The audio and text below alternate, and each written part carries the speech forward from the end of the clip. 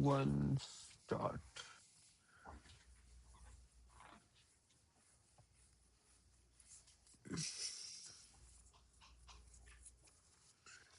Test, test, test.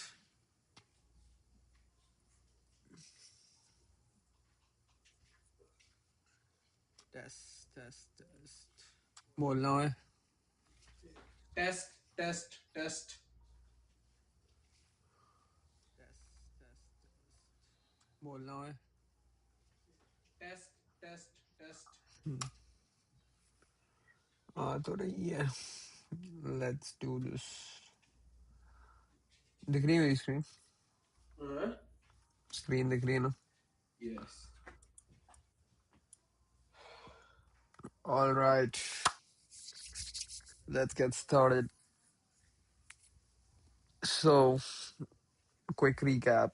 We are doing Learn OpenUSD certification.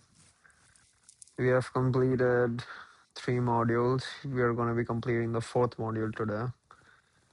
The first three were setting the stage, blueprints, scene description blueprints, composition basics, and then the fourth one is beyond the basics, in which we covered primvars, value resolution, custom properties, and model kinds and stage traversal. And then today we're just gonna tie it all up with units in OpenUSD. And once that is done, we are gonna take a pause and do a quiz and basically do a recap of Beyond the Basics module and do a quiz for the whole module. And then maybe start the fifth module, I guess, if the time allows. Yeah. But yeah, that's pretty much the goal for today. Okay. Let me also see if the notebook has, yeah, units.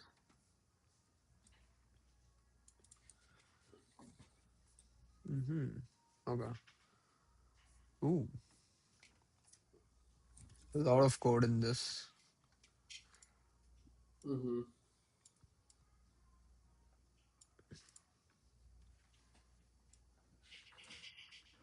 याद है तेरे $10 जीते थे भैंचोद one hand pushup मार के. I remember that, yes. 10 one-hand push-ups for $10. Oh, was it 10? Yeah, Oh, I remember the dude as well. damn. I've seen He his was, TikTok channel. oh, but he did not upload it, right?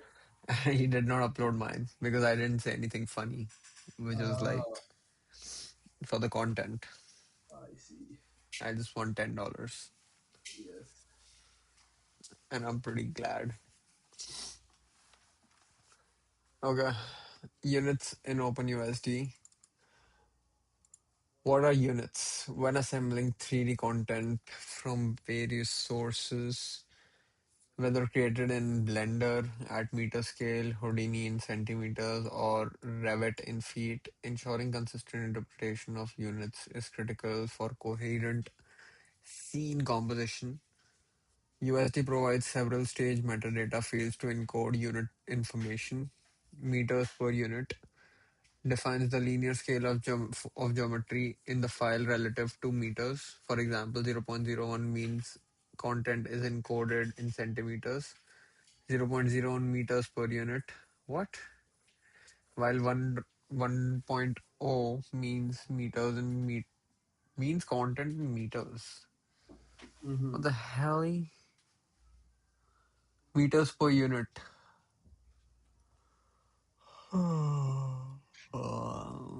Meters per unit defines the linear scale of geometry in the file relative to meters. For example, 0.01 means content is encoded in centimeters. Okay, up axis specifies the coordinate system orientation, typically Y or Z. Okay, kilograms per unit is kgpu. Defines the mass density scale for physics simulations, representing kilograms per unit cubed.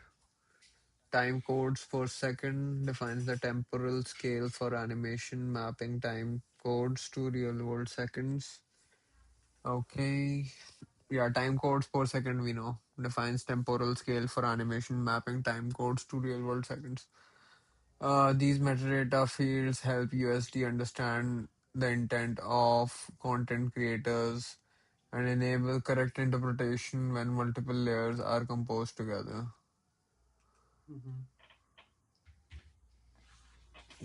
Note, if meters per unit is not explicitly authored in USD file, the fallback value is 0.01 centimeters for up axis. The fallback is why units matter. Consider pipeline where an environment asset is built in meters. Meters per unit is 0.1.0.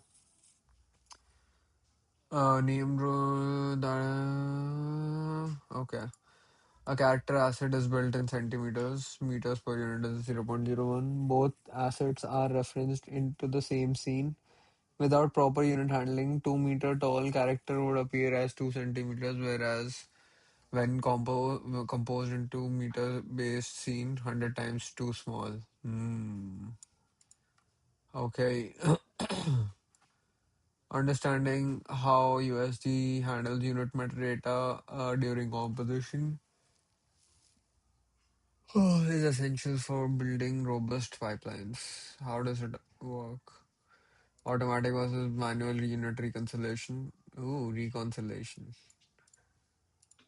A critical aspect of USD's unit system is that not all unit metadata is handled the same way during composition.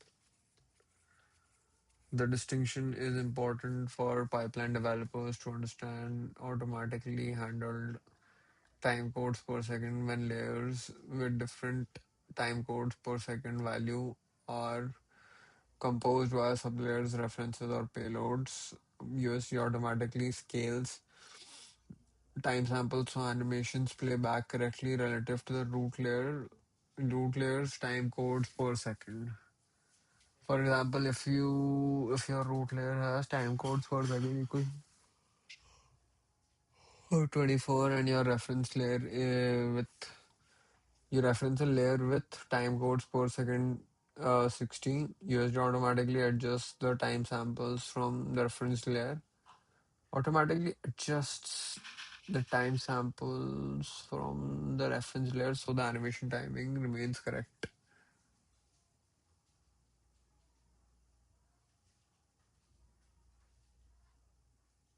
Oh, the this automatic scaling happens transparently during value resolution. Ah, I see value resolution. Manually handled up axis, meters per unit, kilograms per unit.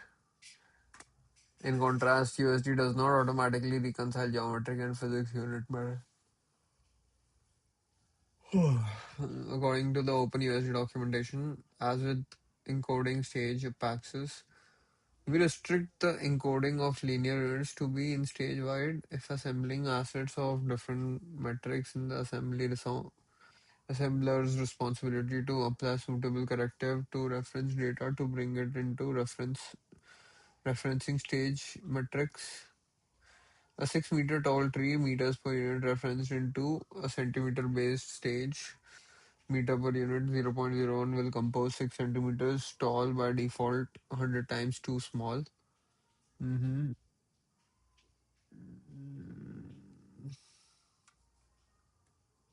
Okay, yeah, pretty straightforward. Will compose 6 centimeter tall by default, 100 times too small.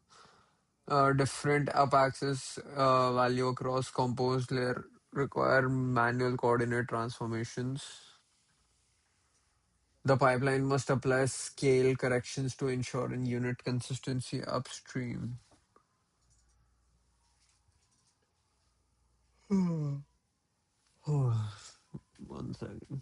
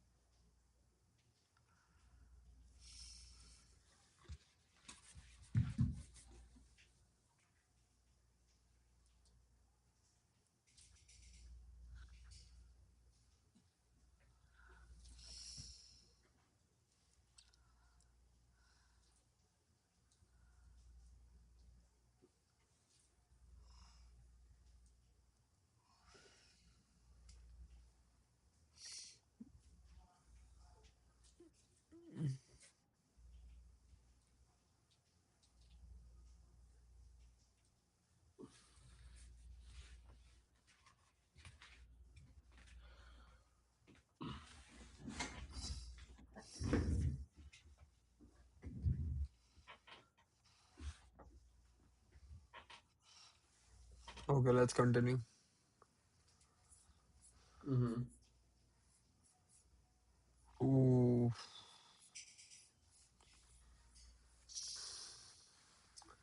So this is basically saying that meters per unit, like you'll have to change the reference for the unit uh, you use.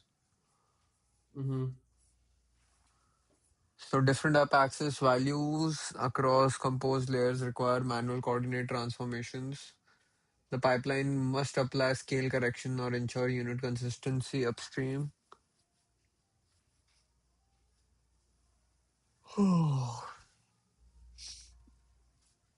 Common meters per unit values.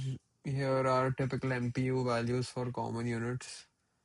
Kilometers, meters per unit is 1001, 0.01. Yeah, this is pretty same. Like, Mm-hmm. um,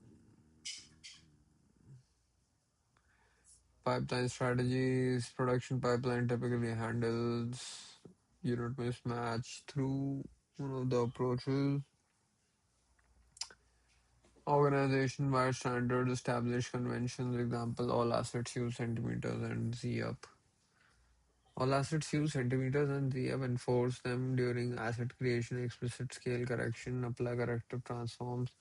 When referencing assets with different units, conversion tools, build imports and exporters that normalize during asset ingestion. Oh my god, bro, all this is very complicated. It's not complicated, but it's, Boring. yeah, just Organization-wide standards, establish conventions, blah blah blah. Example: all assets use centimeters and ZIP and enforce them during asset creation. Oh, okay. So all the assets are gonna use centimeters depending on the organization and Mhm. Z up and enforce them during asset creation. Okay. Explicit scale correction apply corrective transforms when referencing assets with different units.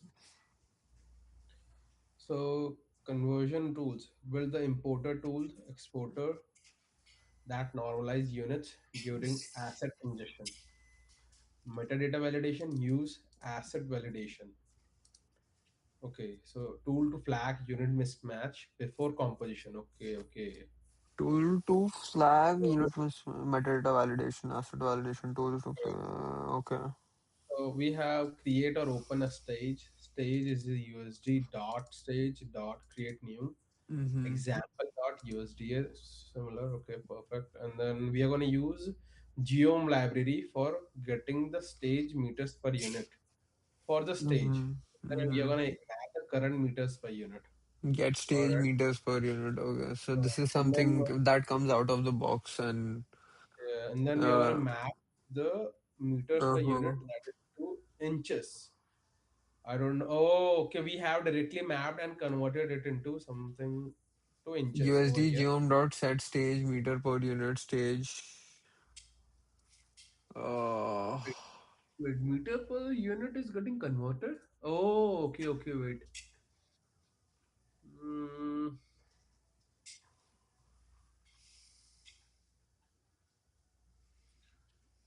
oh, okay. So meter per unit is the default scale. Oh, okay, perfect then. So we have 0. Okay, now we have converted it into unit inches, and then we get and set the up axis. So get stage up axis. Okay, and for the up axis we have current up, and then we are gonna set the token z for to set it up to z. By default it's gonna be, I think, y. And then similarly for time code per second, mm-hmm. we have time code per second. We are gonna get the current time code, and then we are gonna set it. So what, wait, they do not have freaking output. All right, no worries. And then get stage kilograms per unit. Define Mm-hmm. mass density scale for physics. simulation representing kilogram per unit cube. Okay, okay. What So line are you on? I was on line 29, Okay. and then same we are. Oh, okay, okay. So by default we have meters over here, and then we are just we can transform the kilograms per unit to Uh-huh. whatever we want, depending by Get converting it physics into library. appropriate number. By like for example, for grams we will pass 0.001 divided by 1000, and for inches we do 0.025. That's it is the meter per unit to inches, vice versa. And I think Mm-hmm. if you set it to 1000, it's gonna convert it into kilometers, as it says over here. So this is important, the about table that we have mentioned. So for meters, it's 1 centimeter, it's 0.01 feet, it is 0.3048, and miles, Mm-hmm. it's 0.09. Okay, now let's move on to the example one over here, demonstrating meter per unit composition behavior. Mm-hmm. So over here, this example shows what happens when assets with different meters per unit values are composed together without manual correction. We will create two cube assets that both represents 1 meter cubes but authored at different unit scales. So a 1 meter cube authored in centimeters, that is 0.001, and then the size is 100 over here. And then we have a meter cube that is authored in millimeters with size meters per unit to be 0.001 and with size 1000. Both cube represent the same real world size, right? So we have 1 meter. So if USD automatically converted units during composition, both cubes would appear identical when referenced into any scene, regardless of the scene of that scene. Mm-hmm. Let's see what happens when we reference both into millimeter scale scene. So now, if you move on to the code, so the first couple of lines are like simple. That is, we are getting an asset path, and then setting up the stage, and then we are setting up the stage up axis. And for the stage, the axis is set to Y, and I think by default it's already set to Y. But over here we're defining using the USD geom.tokens.y. And once we have that, then we are going to set up the stage per meter unit. For here, since we are trying to go with centimeters, we are going to do 0.01. Mm-hmm. And moving on to create a 1 meter cube in centimeter coordinate system, again we are going to use our cube dot define api to define our cube, and Mm-hmm. then set attributes to something Mm-hmm. that would be 100. So when we do this, I think it's gonna pick up 100 centimeters instead of meters, since we have already defined the set stage meters per unit in line 7. And then we have cube in centimeter, and then we're gonna get a display attribute for that cube. I think this is gonna be RGB Mm-hmm. color over here, line 12. Yeah. Now moving on, we have position and save. Okay, so we are gonna basically set this CM stage as a default prim, and then we are gonna set it up. Perfect. Now on line 21 till 24, we are going to do the same thing, but the meters, this is the but over here the unit will be in meters, millimeters, so that is 0.001. And again we are going to set the size. Bro, give Okay, me so I five think minutes. what I'm doing this example overall is basically showcasing that if you set the size differently but the units are changed, the size of the box is going to be the same. What is the output? Output. Okay. Oh, the output is one is way too small and one is way too big. Since the size is set to 100 and the Yeah. meter per unit is 0.01, and then the okay, okay. Yo, can you open up the notebook and let's try something?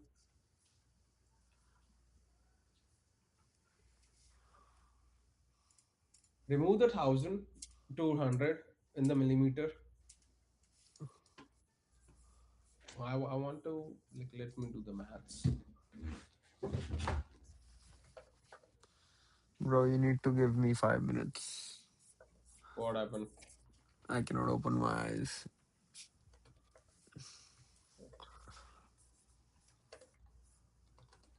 5 minutes.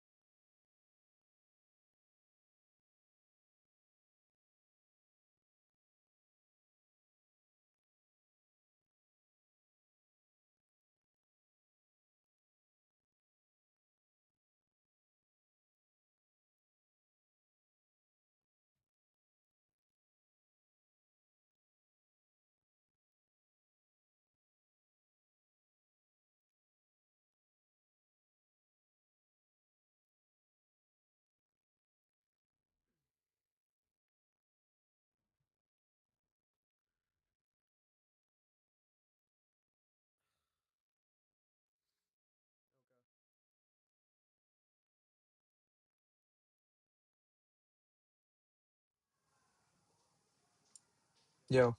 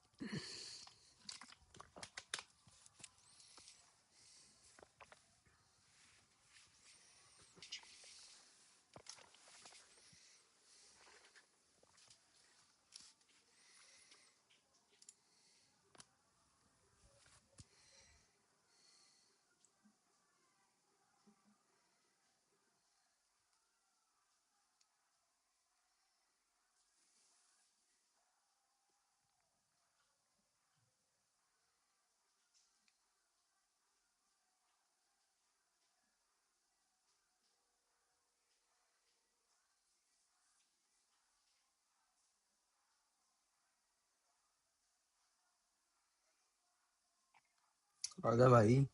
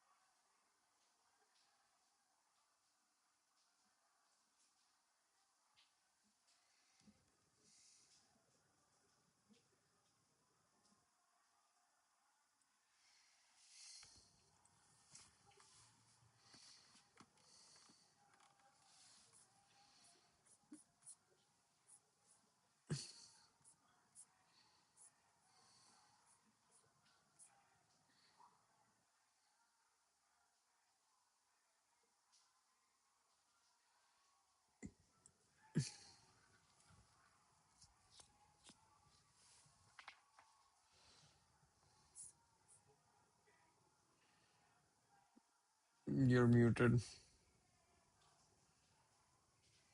Are back. All right. So where were we? Hmm.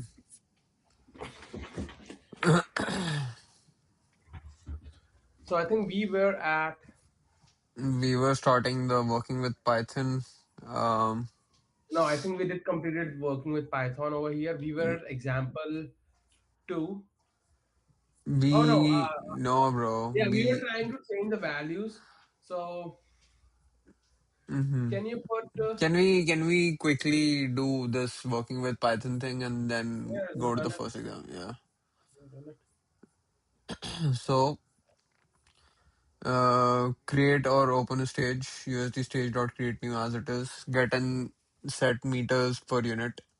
So current MPU equals to USD geom dot get stage meters per unit. So, okay. So this will basically get the current meters per unit thing, and then USD Yeah. geom dot set stage meters per unit, which is stage. Okay. This will basically set it to inches. Mm-hmm. Oh, we can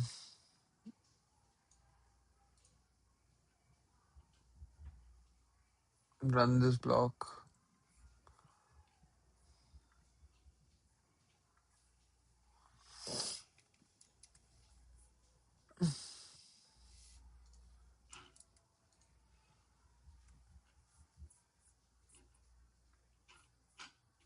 Let me add this code over here and run this.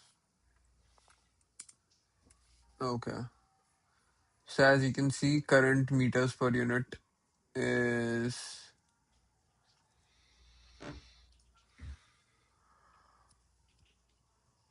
0101, updated to 0.0254. Current up axis is Y. USD geom dot stage up axis stage. What does current up mean? Sorry, current up axis mean? Like Y So what axis? is the Yeah, so what is the current up axis? Like we can have two axes. Either we can have axis or y axis. By default, it is set to y axis, but later on Hmm. we can change it to z depending on our requirement. So as we can see over here, we did change the axis to z using USD geom dot tokens dot z. So it is what it's trying to do over here apparently. Mm-hmm. And then USD geom dot set stage up axis stage comma USD geom dot tokens dot Z set to Z. Okay. And then get and set time code per second stage method USD geom, not USD geom. Oh, bro, I'm fucking. Okay, well, let's complete this and then we can end the stream. Not to worry about. This is really short. Mm-hmm. So yeah, and this is pretty easy up over here. There's nothing much to think about it. Like it's more of conversions and everything. Yeah. So like if you go into the example two, we will be able to play more with the Okay. conversion basically. Okay. So what is the code over here doing? Let's see. Hmm. Um, Demonstrating meters per unit composition behavior. This example shows what happens when assets with different meters per unit are composed together without manual correction.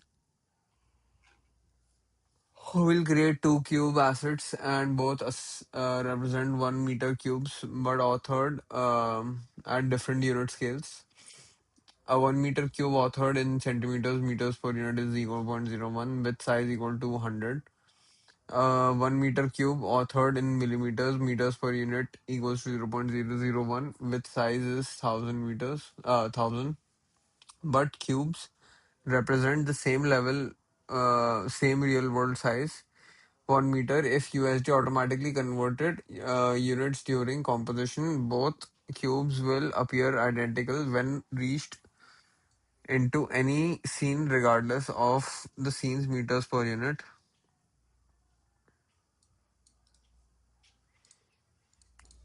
If USD automatically converted units during the composition, both cubes would appear identical when they reference into any scene regardless of the scene's meter per unit. Let's see what happens actually when we reference board to a millimeter scale scene. So, okay, now the code over here is, oh,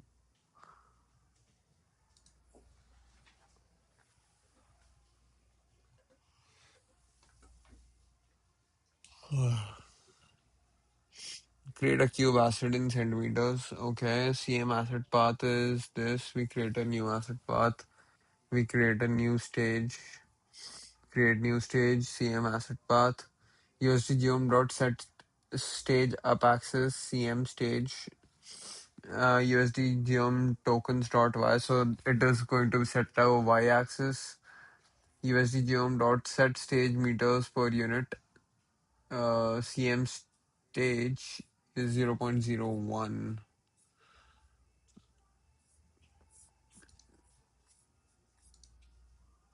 Mm-hmm. USD geom dot set stage meters per unit. CM stage. So okay, it is going to be so meters per unit over here is set to be centimeters in this, right? Mm-hmm. And then create a 1 meter cube in centimeter coordinate system. So cube in centimeter equals to USD geom dot cube dot define CM stage comma slash cube. Cube in centimeter gets as attribute dot set 100. What does this mean? So over here, basically, we are trying to set up the size of that attribute. So since we did converted it into zero centimeters, the attribute would be directly related to 100 centimeters instead of 100 meters. That because we we did do a conversion on line 7. If we did not do like that conversion from 1 to 0.01, it would be 100 meters over here. So that's what we are trying to do, that we are trying to set the size of the cube, that is going to be 100 centimeters.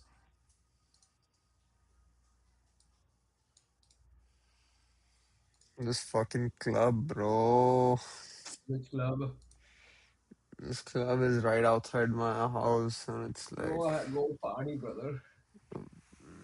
if only. If only.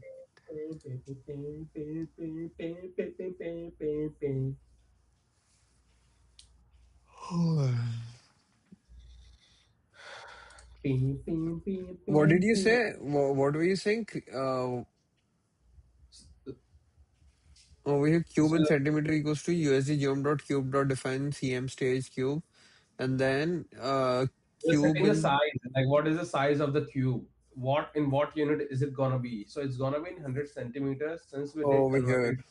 it Yeah. stage, yeah, stage per unit into. Mm-hmm. Cube in centimeter dot get display attribute set color at all. This is just RGB, and then position and save. CM stage dot set default prim. Cube in centimeter get prim. Position and save. So this is setting the default prim as the this one. Cube in centimeter. This one. Yeah. CM stage dot save. Centimeter asset size. Cube in centimeter get size attribute. Get at meters per unit. USGM dot get stage meters per unit. CM stage. What does this mean? Oh, it's just printing the. Oh, okay.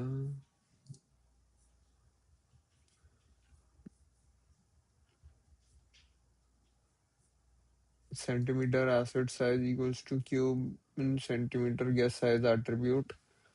So this is gonna be 100, and then at meters per unit is gonna be yeah, 100 at meters per unit.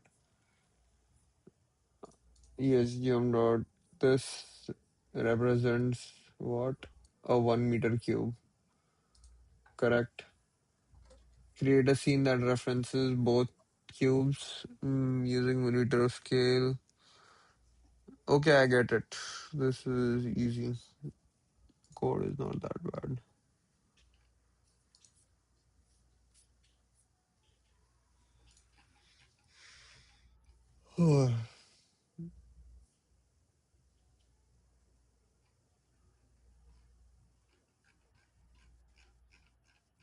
All right. So What does let's. this line do? Meter ref dot get reference dot add reference CM asset path. So we are basically adding a reference, right? Like you do remember that we can add a reference Yeah, about yeah. any that we created. So I think we did create the prim that with the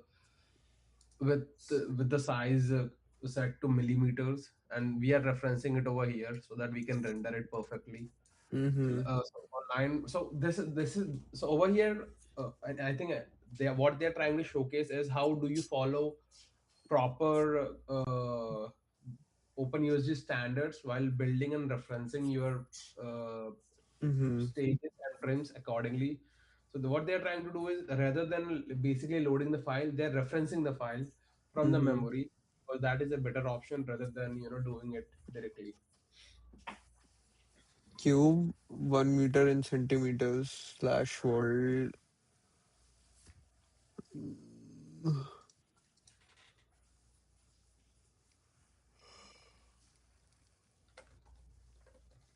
Oh fuck. Why am I so fucking sleepy today? I think it's Just because trying I to did sauna. sauna. Yeah, I did like 25 minutes of sauna today. I think that's why.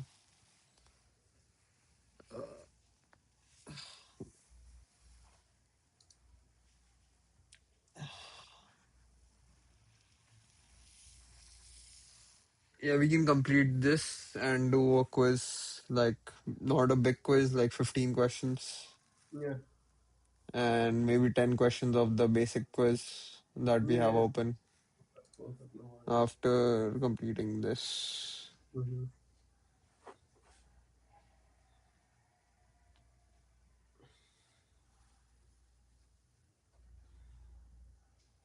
Can you hear the background music?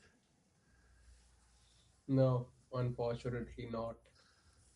Nice.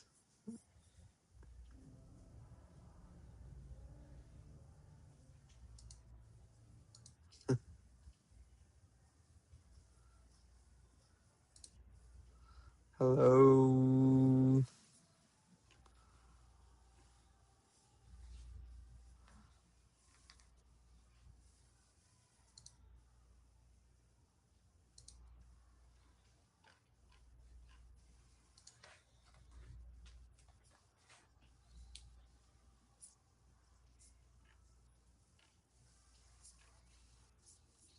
Okay. So can you explain this part again once? You're referencing, though it's Yeah, basically yeah, we are reference. referencing, but referencing what? CM asset path? So look at what is CM asset path first of all. Go take a look. Okay. This one. Yeah. 1 meter And cube and then on line centimeters. 16 we have applied everything. So the asset has been modified already. Mm-hmm. And that is the asset path we are trying to reference, and we are trying to render or do some kind of expound transformation accordingly.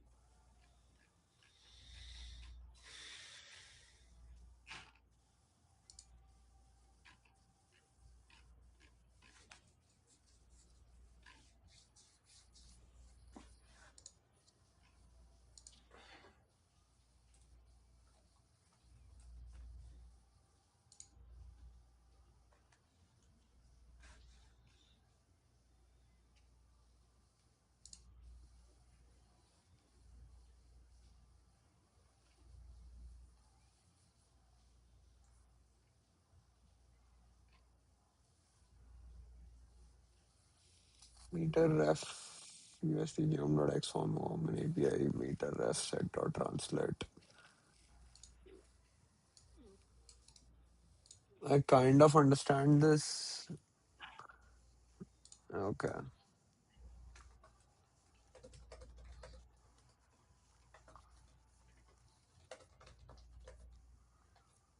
Okay. We can move forward. I can just read this. Yeah. Notice the size discrepancy. Even though cubes represent 1 meter in respective source files, they appear at different sizes. In the compose scene, here's what happened. The centimeter cube blue was authored size 100 at meters per unit 0.01. Oh, so both of these cubes are 1 meters. Like their Yeah. size is 1 meter, but one is. 100 times at smaller zero than the point other zero one. 0.01 and the other one is at 0.001. One is meters per unit And then it 0.01 when the converts referenced accordingly. when referenced into millimeter scene. Meters per unit is equal to 0.001. USD does not perform any unit conversion. It simply brings the raw value of 100 units in millimeter coordinate system. 100 units equal zero point 0.1 meters, making it appear 10 times too small. Okay. The millimeter cube orange was authored with size equal to 1000 at meters per unit 0.001. Since the scene also uses millimeter, the value of 1000 units equal to 1 meter, so it appears at the correct size. Okay.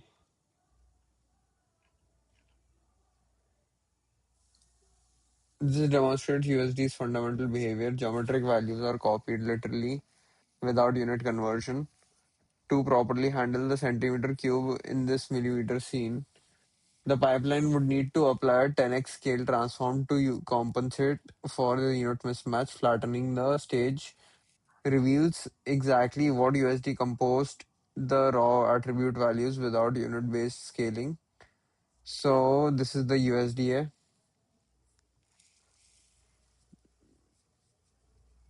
Double size is 100, double 3x form translate minus 1000. Okay, and then this is 1000. Okay. I kind of get it, but I have a little bit of confusion about how. I think that is fine. Like, what is the confusion do you have? The confusion is basically where are we defining, like you see over here it is like size 100 meters Yeah. at meters per unit 0.01. Mm-hmm. So where is this defined for that file? So look at line 25, line 25. Oh yeah, this is 0.001. This is for millimeters. Look at Yeah, line 7, yeah, this is for centimeters. and then look at line 11. This is setting it 100, so this is 1 centimeter. Yeah. 100 into 0.01, so At this 1 is. meter, how will it be 1 centimeter? Bro, but it's like 0.01. What is this, meter or centimeters? So over here, we are doing the conversion, right? So if we are gonna do 100 into 0.1 meter, so if we do 100 into 0.01, what will it be? 1. 1, right? Yeah, And but it's what? gonna be 1, but what will it be? 1 centimeter or 1 meter? equal to 100 units equal to 0. Will it be 1 meter? Okay. Yeah, 1 meter or So 100 you're. centimeters Okay, so or this is 100 1 centimeters. meter. And then Yeah. for millimeter, this is gonna be 0.001 over here. Yes. Okay. Uh-huh. But then when USD renders it, it sees his at meters per unit 0.01 when reference millimeter scene meters per unit 0.001. USD does not perform any unit conversion. It simply brings the raw value 100 units in millimeter coordinate system. 100 units equal to zero point 0.1 meter.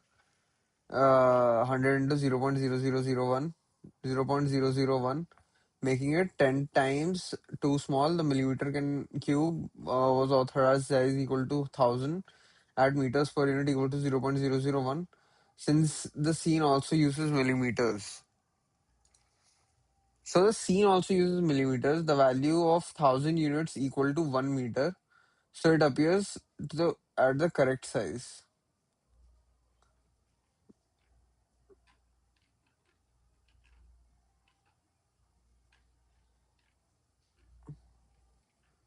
Tonight,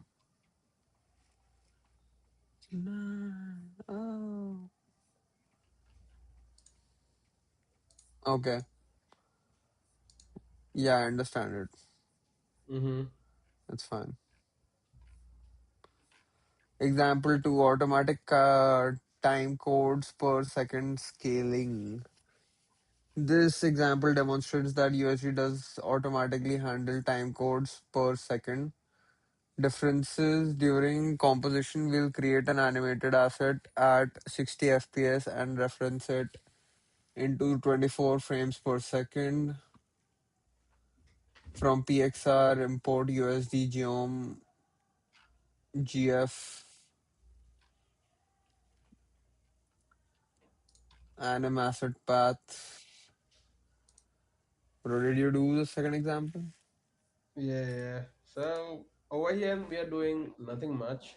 So in the first two lines, we're trying to set up the axis and all those things. And then what is the stage meters per unit for that animation? So since it's gonna be one, so it's gonna be directly correlated to the 1 meter conversion. Since the multiplication goes You're talking multiplied by about one. line 7? Yeah, line 7. It's gonna be in meters since it is that is a default value what USD assumes, and as a fallback value, even if you do not define it. Then we are trying to set up the time code per second for that stage. That is going to be 60 frames per second. And the next is the start time code. That is going to be zero, like what was the time code at the starting. And then the end time code, that will be 120. 2 seconds of Uh-huh. animation at 60 frames per second. That's what it means. So since it's going to be 120 divided by 60. And on line 13, we're gonna load an animated sphere, get the radius and set the radius to 1. We're gonna try we On line 15, we're gonna try to set some kind of colors to it so that it looks colorful and beautiful. And once we have that, then we are gonna probably uh, wrap the sphere into an XFAM common API so that we can perform some translations on some time samples. So on line 19, as we can see, we are trying to do 3 double, that is like 3D means double data type 500 at time code 0. I think it's on negative 5, that's going to be on x-axis, Mm-hmm. probably in the back. And on time code 120, the ball moves towards the positive side of the x-axis, that is going to be plus 5. Oh, yeah. So what we're trying to do over here is we are trying to translate it horizontally, whatever the Yeah, ball like we have this. it. Yeah, as we can see. Mm-hmm. Now on line 30, no, my bad.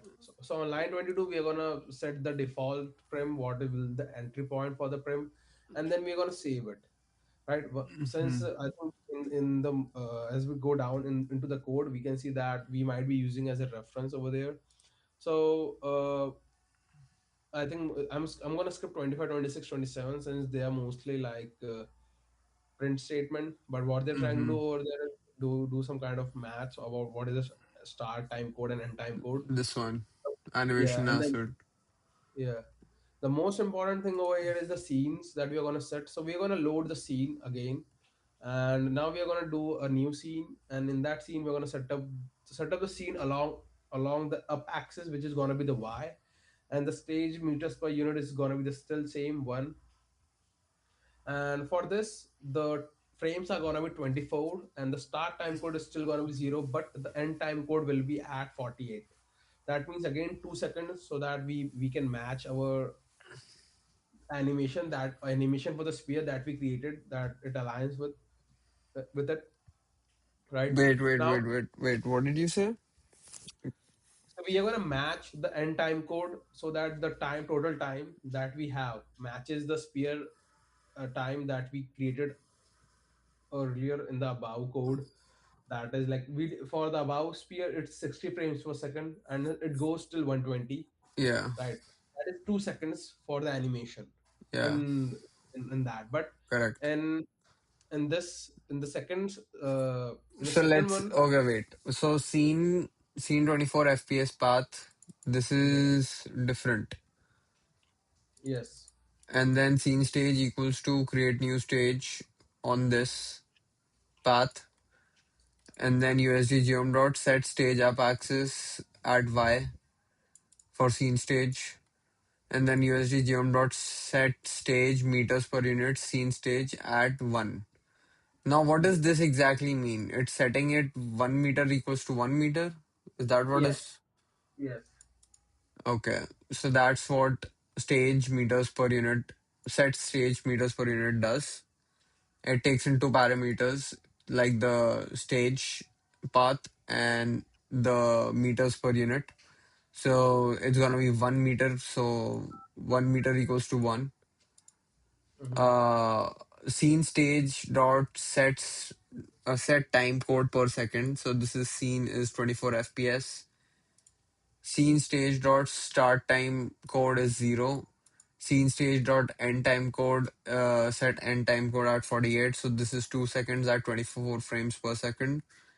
Mm-hmm. So okay, so this is how we create a new scene at 24 FPS that reference the 60 FPS animation. Mm-hmm. And We where are are not we referencing adding? Yeah, but it says we are referencing. where register is it references. We are not referencing it right away.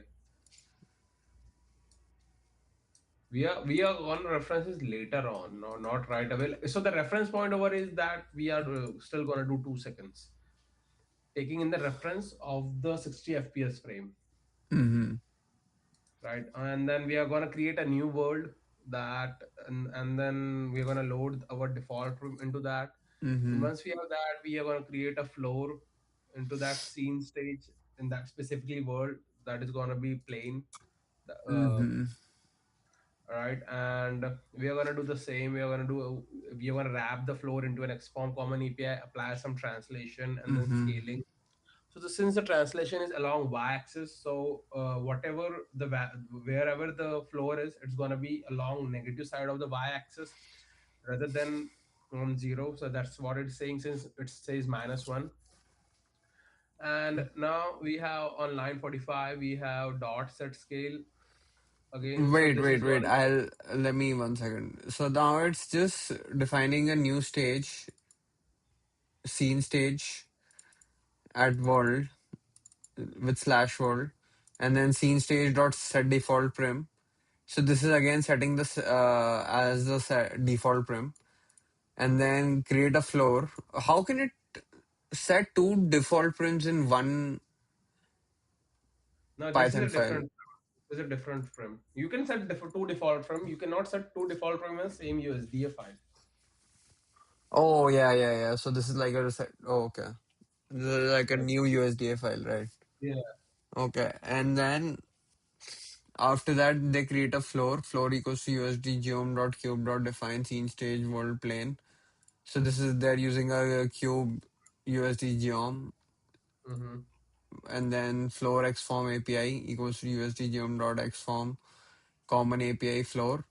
So this makes it transformable, and then this set translate to 0 1 blah blah blah, and then GF vec 3F. This is the matrix for the floor and making it transformable. Author the same animation in 24 FPS for comparison. Local anim equals USD dot geom dot sphere USD geom dot sphere dot define. So they define a new sphere, and scene stage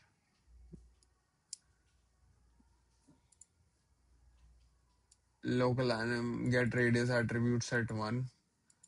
Local anim get display color. Okay, animate from left to right over 2 seconds, 48 frames per at 24 FPS. 48 frames at 24 FPS. So XForm API use USD geom.xform common API local anim. Okay. XForm API dot set translate to GFVec 3D 520 USD time code 0. XForm API set translate GFVec 3D 520 USD dot time code 48. So at 0 and at 48.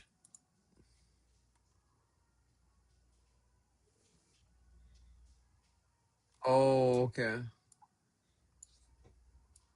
So this is minus, like it's starting from minus 520 and then it's ending at 520.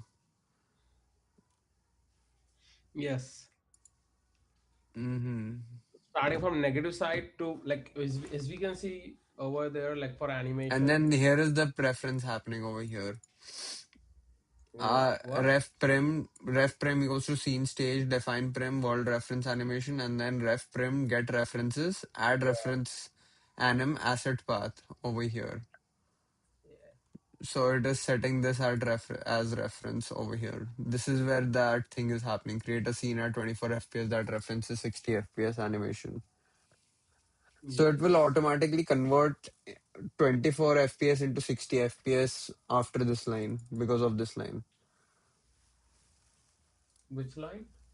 Get reference add reference anim asset path.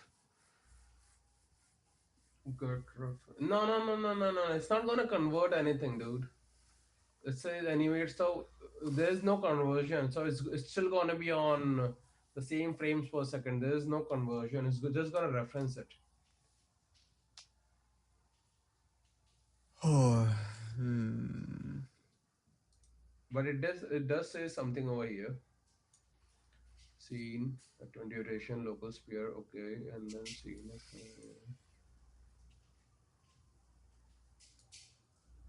Bro, it does it's, converted. it's, it's gonna scale from 60 FPS to 24 FPS, not 24 FPS to 60 FPS. That's what it is saying over here.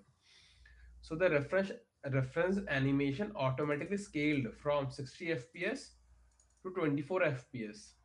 That is what it is saying over there. Huh. What is how is the animation scaled down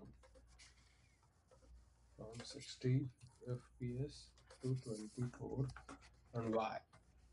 Let's see.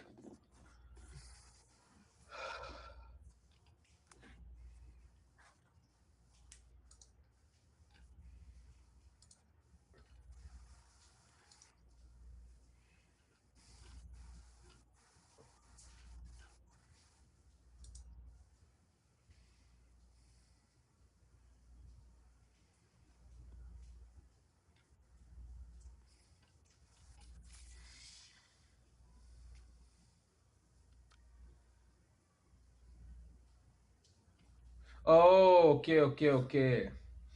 So that is the magic of uh basically OpenUSD. It says that if you are bringing in a frame that is that is on lower frames per second, the USD will automatically match or downscale the other frames to 24 frames per second as well, so as to complete the whole animation in under 2 seconds, depending on that same maths. That is what AI is saying over here as well. So yeah. So it is converting 60 FPS to 24 FPS. Yeah. So it says if an animation was authored at 60 times time code per second, then 120 time codes represent 2 seconds of motion, because 120 divided by 60 is 2.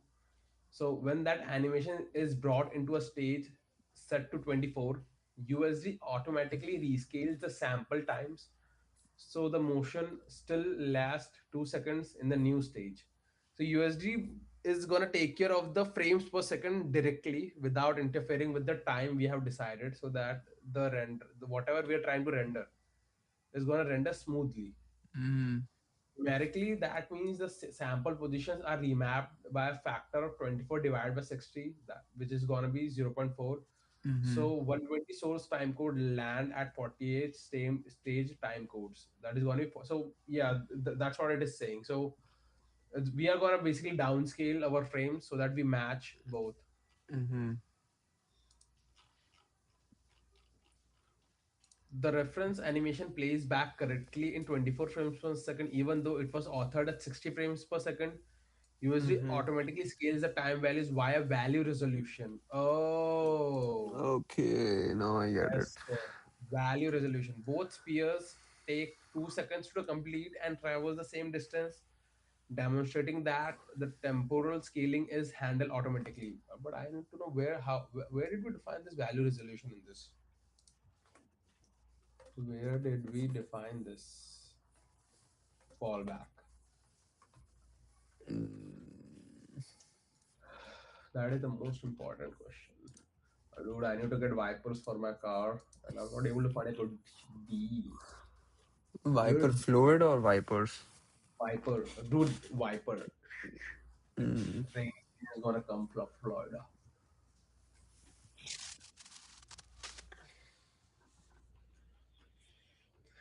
I'm getting them, but I'm trying to get something more cheaper. Mm-hmm. So either I'm getting a set, or if I'm getting a single one, it does have a like. So the shipping cost is gonna be more than the cost of wiper. That is the problem that I'm having right now. Where are you getting those from? I'm trying to get it from Euro Tuning or eBay somewhere. Refurbished. I got one from Sam's, but that one doesn't work, so I'm gonna return it back. eBay refurbished. No, dude, wipers. I cannot get refurbished wipers.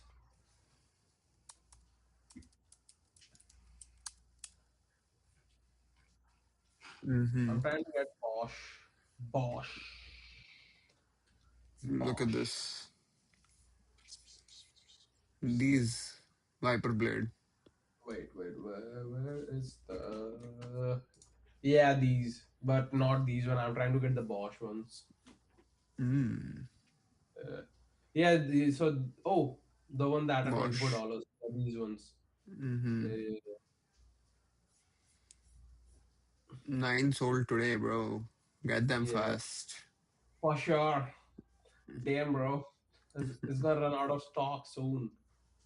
It's gonna get out of stocks. eBay motors.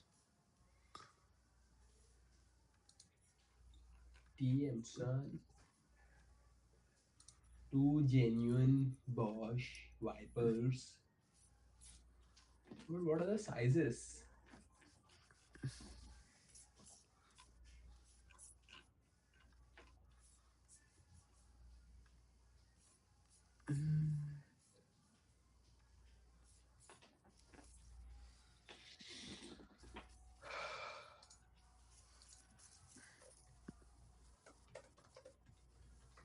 Like I did order wipers, but I did not order the second wiper, the smaller one for the passenger side. So Passenger side. Oh, who's your passenger princess, bro? What does she wanna no see? one, no one. But I need clarity, clarity. All right, bro. Let's back. Let's. I think the thing is already over. Yeah, Yeah. Let's yeah, go it's through the done. key takeaways. Understanding USD's unit system is critical for building robust production pipelines. Different metadata, different rules. Time code per second is automatically reconciled during composition, while meters per unit and kilograms per unit and up axis are not. Mm-hmm. Pipelines must handle geometric and physics unit mismatch explicitly. Secondly, standards and conventions are essential. The most effective approach is stabilizing and enforcing organization-wide unit conventions during asset creation.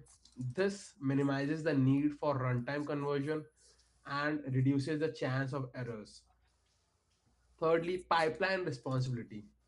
When different units are unavoidable, example ingesting external vendor assets, pipeline must apply corrective transform or conversions to ensure consistent interpretation across the composed scene. And lastly, validation is key. Implement validation tools that check for unit consistency across referenced assets and flag potential issues before they cause problems in production. By understanding these distinctions and stabilizing clear unit handling strategies, we can build reliable USD pipelines that seamlessly integrate content from diverse sources while maintaining spatial and temporal accuracy. Oh Mm-hmm. my god, I got Okay. I All think right. we have completed this modules. Yes. So the beyond basics is completed, guys. Way to go. Yeah. Okay. Consistency Let is me. important. What? Consistency. So the half battle is won. Like we have completed half the It's not half. It's gonna be for 40%. 40.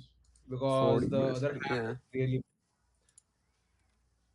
like Yeah. we have Yeah. Right. overview on what is prim composition. Wait. Sublayers, referencing payloads I think again. we have done 30%. What are references? Okay, we are gonna again go to we are gonna go more deep in water references. I know. I know. Crazy shit. Oh, Okay. but those spots are really small, not that big. Yeah. Hmm. Overview setup. What is setup showcase? Get the exercise content. Oh, okay. We are gonna do the complete setup. I'm gonna make my smoothie and I'm gonna come back and let's do the quiz then. Okay, perfect. Mm.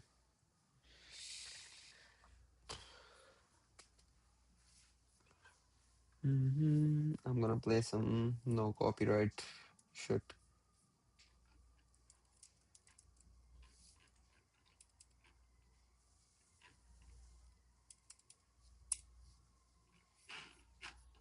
Oh, yeah, they want steak.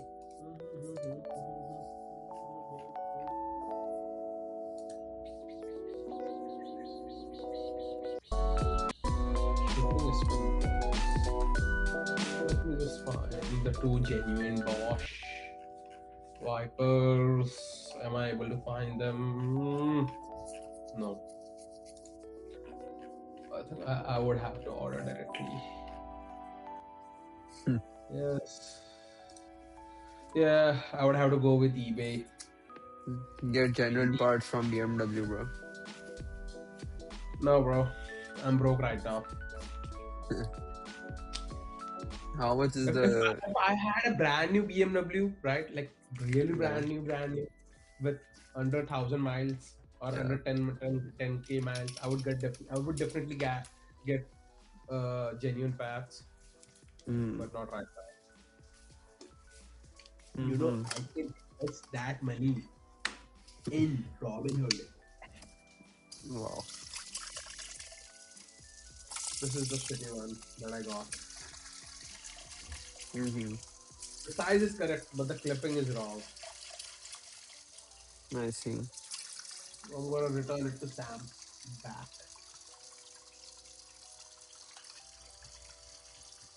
I see.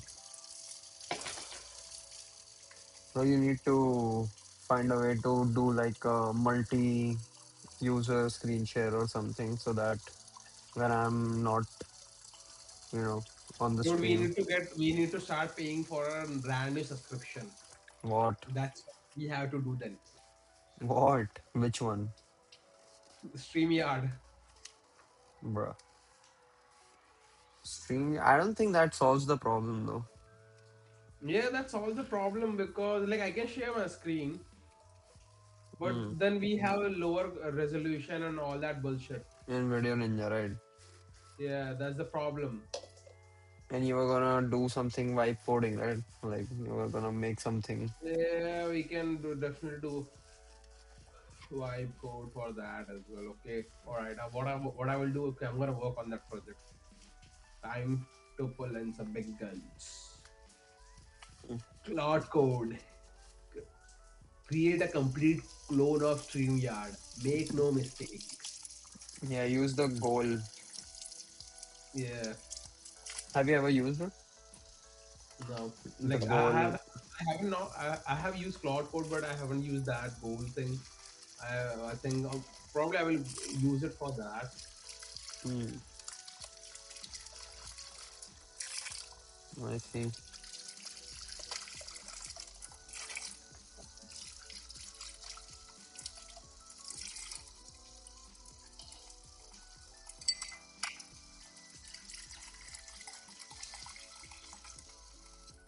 I wanna do the fight analysis also, Oh my god, fight analysis. and I wanna use AI. I Hey, already, I already did fight analysis with ChatGPT. Yeah. Alright, confirm and pay. It's gonna be eBay. Pay with PayPal. Can pay with PayPal. Pay. Boom. PayPal, Peter Thiel, $28. Bam. Peter Thiel. Elon Musk.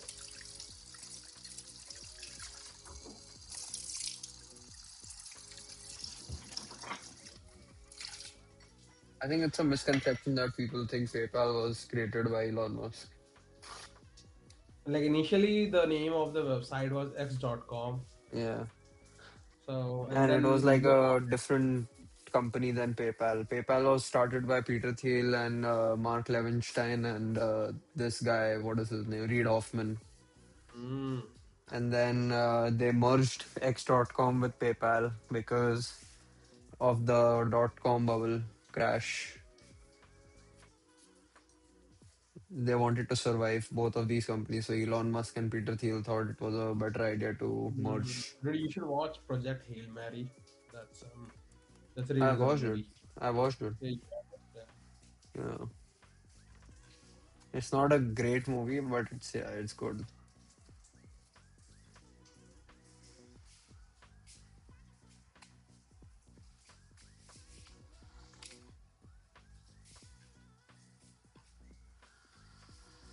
Oh my god. Bro, being in shape is difficult. Oh.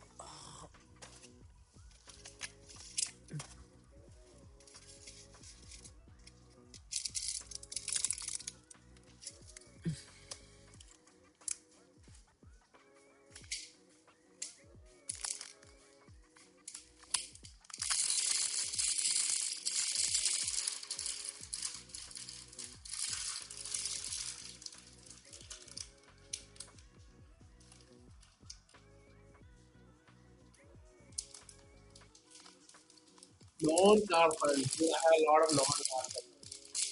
Non Basically, what? Tesla owners are my non-car friends. Tesla owners. Bloody Tesla owners. I love the tech, but I hate the interior of Tesla. Mm-hmm. But I Great do love brand. Model X. I do love Model X. Model X and Model X had really good interior. Mm-hmm.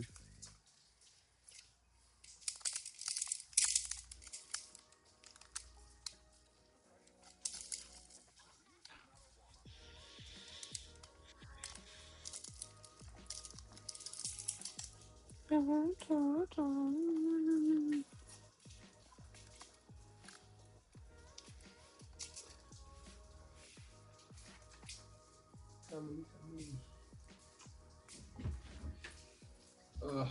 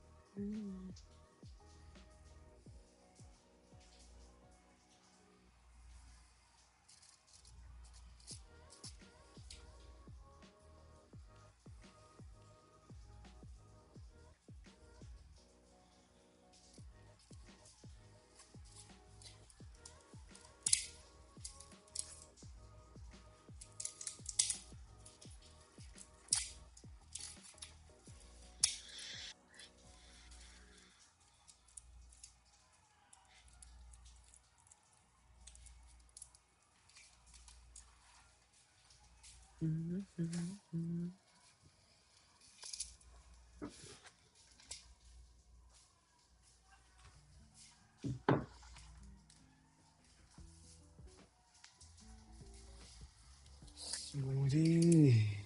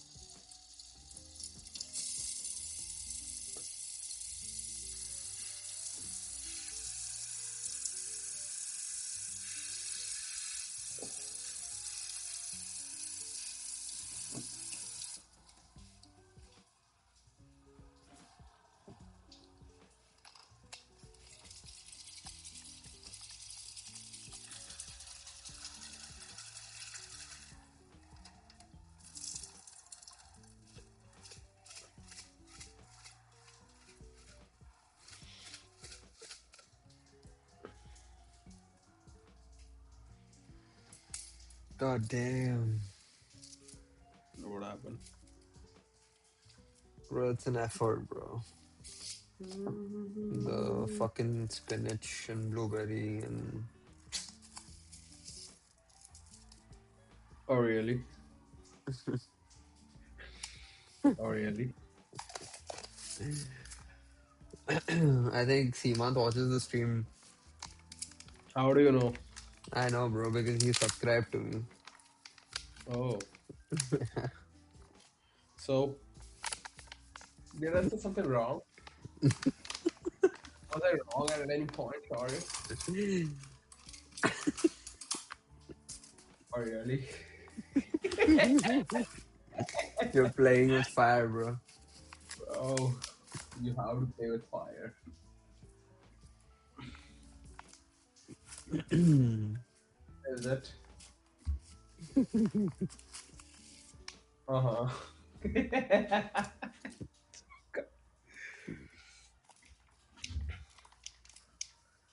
Dude, you know how much am I getting a Moe's bowl for $3 right now? I do have My some kind God. of offer. $3 fucking. My God. What Cost are you cutting. gonna do with so much Dhanrashi? I'm gonna reinvest that and play some bets. What? Beds? Stock market bets. Oh, I see. You know, Amitabh Bachchan asked that. क्या करिएगा इतनी धनराशि का? Invest on myself. Buy more Cloud Code tokens. Mm-hmm.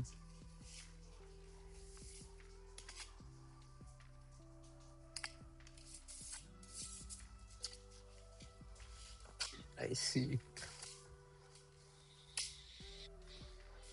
क्या कीजिएगा इतनी धनराशि का?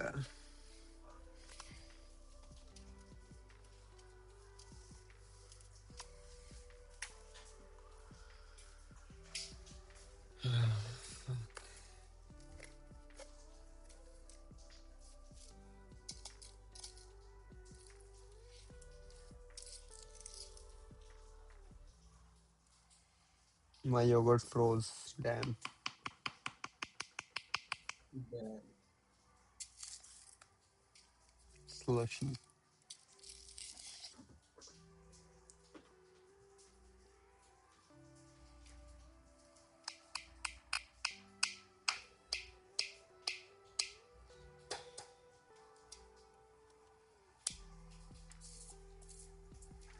I told Cloud Code to take Mm-hmm. a trade so that I can cover the cost of your subscription. Mm-hmm. And Cloud Code trade, and then I think the trade is doing right now good. I'm already up like I think $180 on that trade. Damn. Can you close it beforehand or no? Oh yeah, for sure. I can close it at any point. But I'm Mm-hmm. trying to maximize the premiums. Mm-hmm. Yeah, I'm just waiting for a bit more because I'm trying to do like cover Mm-hmm. the tax as well. So like if I win 20, $200, Mm-hmm. then 24% goes to the government. So in Mm-hmm. my hand, it was like 160 or 170. But I Mm-hmm. do have an extra order on that trade. Mm-hmm. Yeah, let's see. I see. Yeah, I'm really close. Like I think my order is like 0.25. If the premium goes around 0.25, I will Mm-hmm. buy the premium out. Okay. And then the net profit would be around, let me check how much would be the net profit.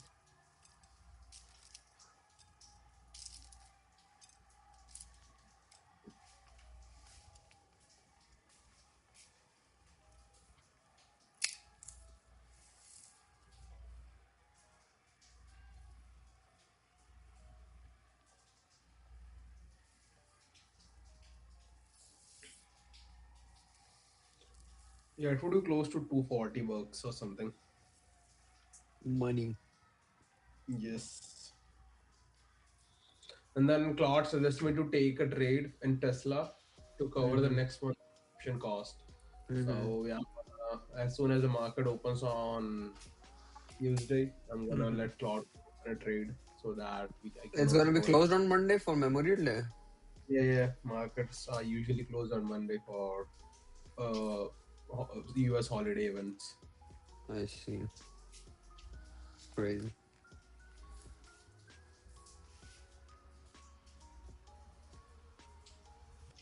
I think my gym is operating.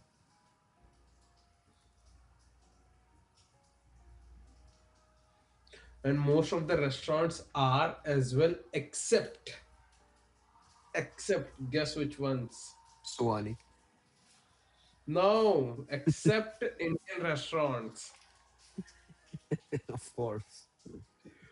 Except Indian restaurants. So me and Somesh Yeah. we were more than actual and we were roaming around. I think and on that it was 4th of July. Yes, it was Mm-hmm. 4th of July. I don't remember what was the event, Mm-hmm. right? But every other freaking restaurant was closed except an Indian restaurant. Mm-hmm. Except an Indian restaurant, every other restaurant was closed on that day. Damn. Yeah. All right.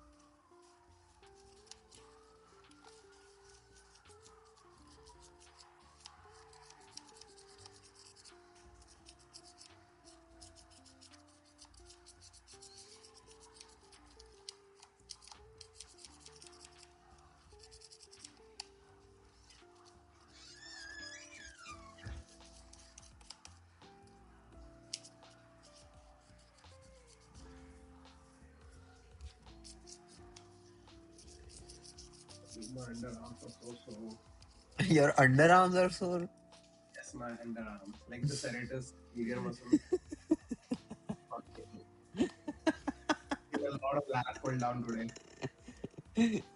Oh, Oh, I had back today as well. I did lat oh pull down as well. shit. Fuck me. Time to return things. Sam's, baby. Sam's.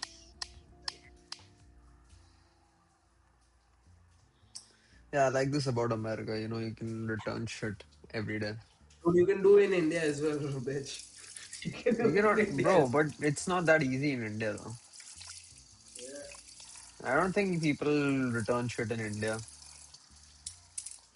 Or if they try to do that, like it's a bad experience, I guess. Mhm.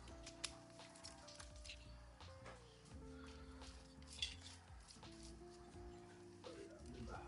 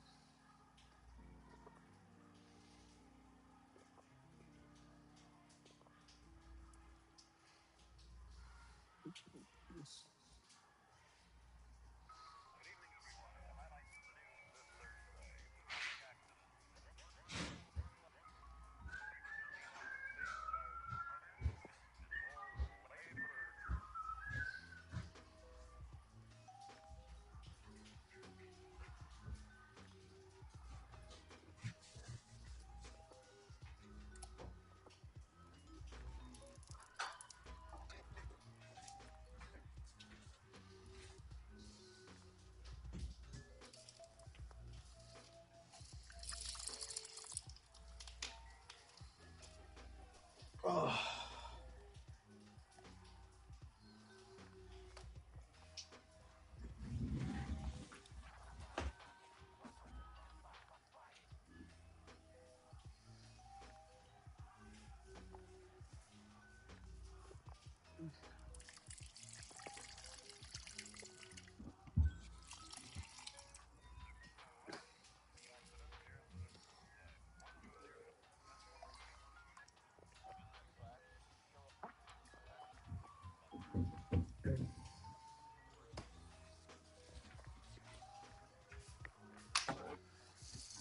Fuck. what happened? Smoothie is done. Oh,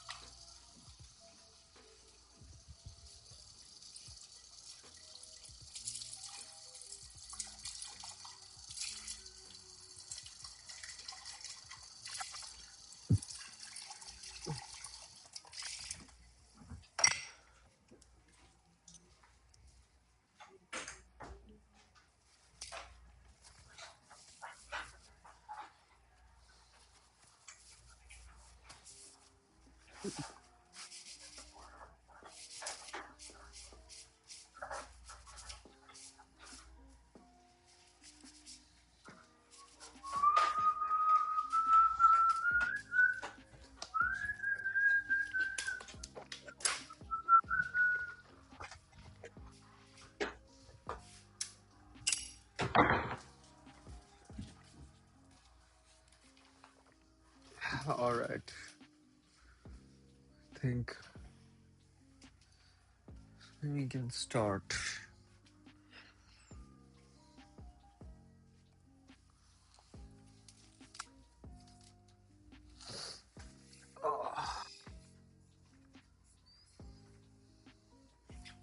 Dude, someone is selling the PS5 for really cheap. How much? 200 bucks. Do you want my PS5? No, I've not played my PS5 for like 6 months now. keep it. Sell it in marketplace. Sell it on marketplace. Because I'm gonna lowball this person to, let's say, maybe 100 or on 150 bucks at least.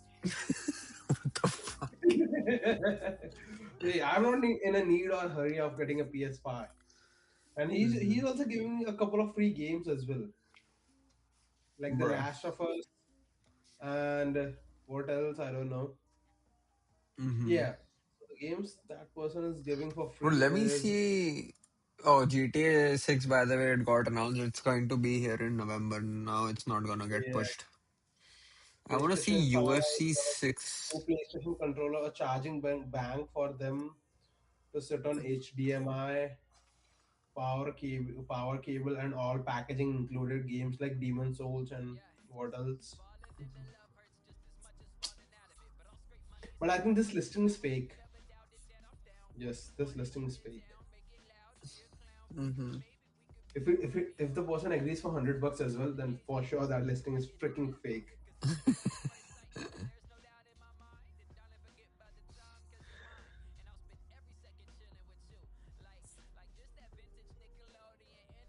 UFC, I want to buy this game, UFC 6.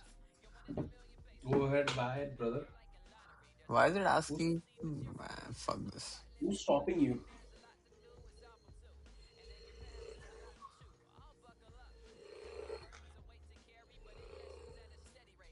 Buy UFC 6 Ultimate Edition.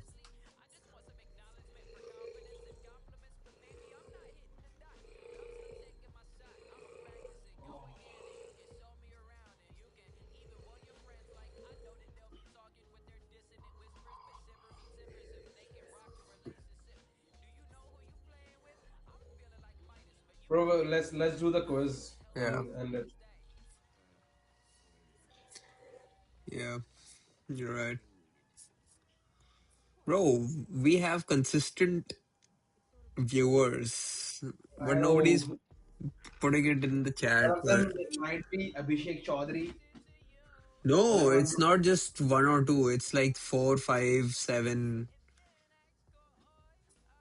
because you were trying to take a look at EA Sports or something else. Now the viewers are gonna drop probably. No, I'm talking about even when I was taking a nap, there were like seven people watching for some reason. They were watching me doing something, and I was not doing anything. I was just coming back, thrown through, trying to take a look at my wipers, if they are good or not. All right, let's do this quiz first. 10 questions. 10 or 20. Let's do 20 questions this, and then I'll make a quiz for. Do you want me to create a big quiz for Beyond the Basics or just Primvars first? Whatever works. I don't like. We can do both. I don't- Mhm. I want to do Primvars and value resolution like separately because Okay. this is complicated.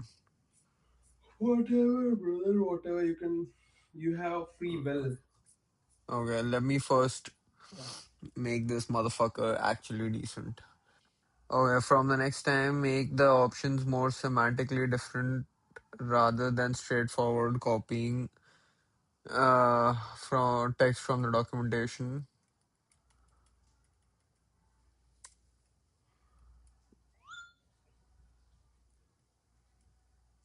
As answer options, also make the options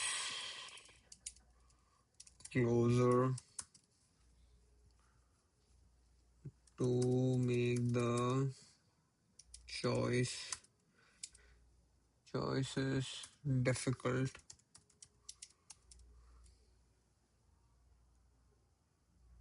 What else did you and don't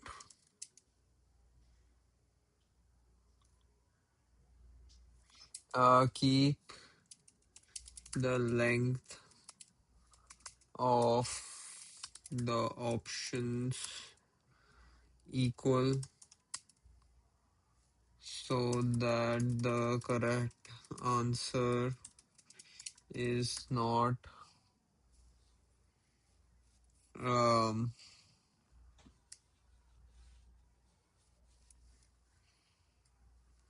stop all the running quizzes.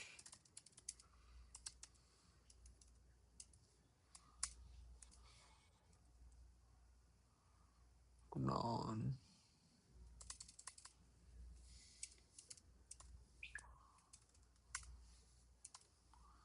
Make the options more semantically different rather than straightforward copying the text from the documentation as answer options.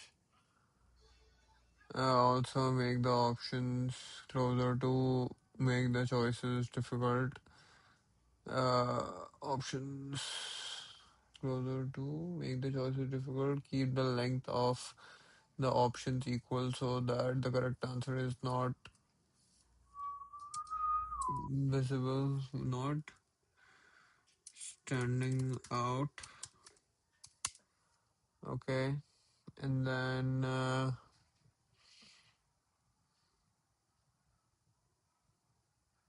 what else?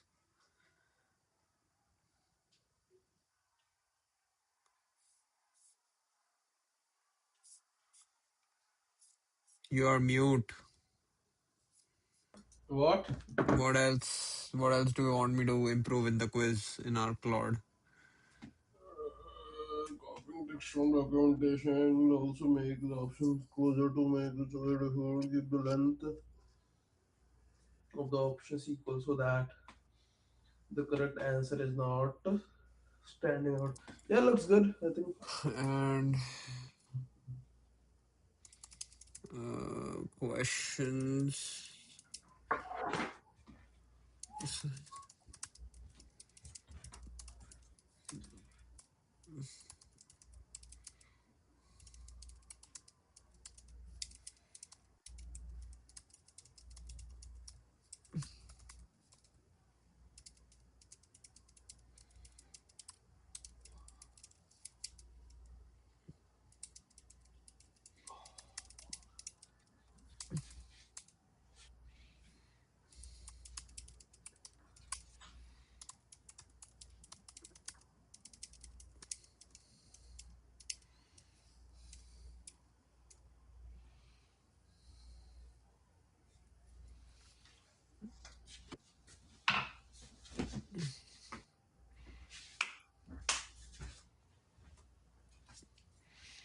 Let me just see what it's doing, and then we can start the Udemy quiz. Uh,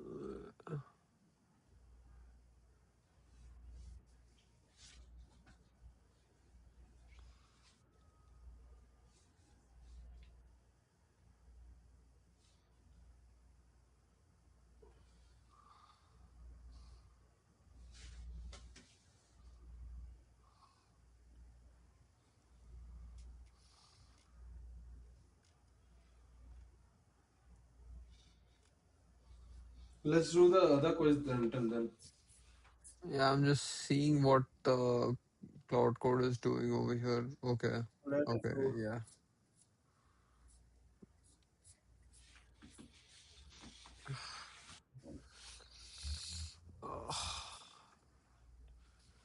Question 21.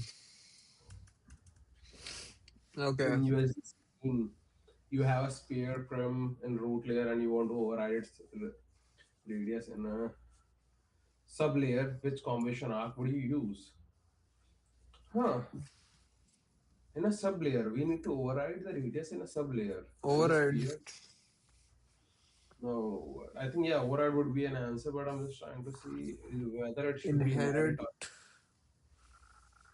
It's not payload or reference. I. Hmm? I'm trying live ups, right? So layers inherits variance. So inherit would be given the most priority over here, and then references would be the layer. So isn't the root layer?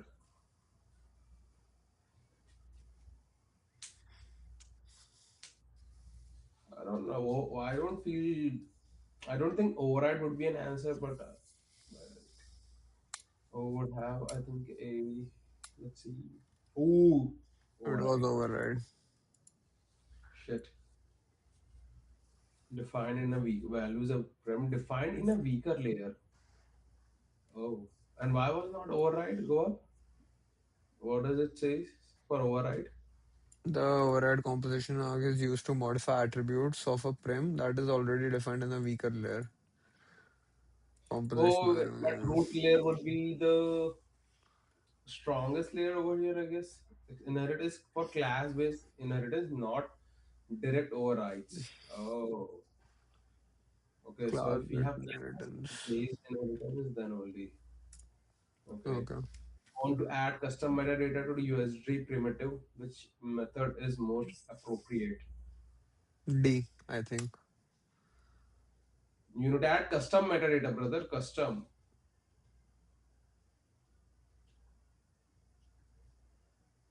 I think it should be A. Add a new property with custom namespace.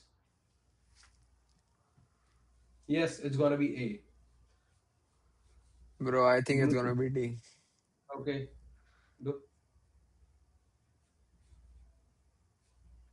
Method on the prim. Metadata to USD prim. Yeah, I think it should be D. I think I've seen the set method metadata. Correct. Set metadata is correct method for custom metadata. As told you, bro. The set metadata method on a USD prim allows you to add arbitrary metadata to primitive. This is useful for storing custom information that is not directly related to the object's geometry or appearance. Which USD data structure is responsible for? Oh, holy what? RDC. Oh, which data structure is responsible? For holding hierarchical scene data. This is usually scene hierarchy, scene graph. What is that called? SDF, but that is something No, no, different. not SDF. That Scene is gonna graph. be Scene hierarchy. No, what is it called? Scene graph? No. The data structure that is responsible for holding hierarchical scene data. USD prim object stage, not attribute, not stage object. why not stage? Stage does holds everything, right? Like stage knows what is the USD prim. and then we append everything into that stage, right? So I think not attribute because attribute is something else. Not prim because prim is holding containers and Bro, oh, you. I think it should be prim. It should be prim. You know, remember prim. What is the definition of prim? Prim contains other prims and containers and objects. Hierarchical scene data is different and holding the primitives is different, I guess. I Then think that it should be should be USD object. I think. but only You one know way to why? find out. Why? In the documentation. Fuck.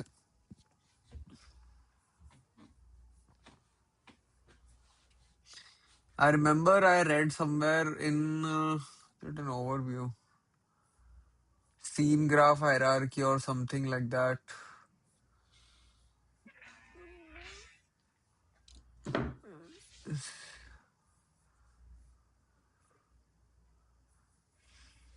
Scene graph, yeah. This USD assets in scene graph, So where does objects come over here? and scene graph is an object data type. USD object. But we are talking about So hierarchy, and that is talking about assets. So .usd is an assets, not an hierarchy.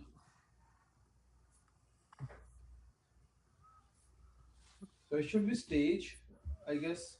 okay, let's do stage. Check answer. Yes, Incorrect.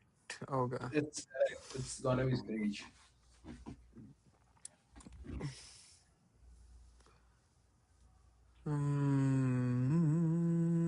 Correct. Yes. Root object for USD scene. Yes. Which Python code snippet correctly creates a new USD stage in memory? USD dot create a new.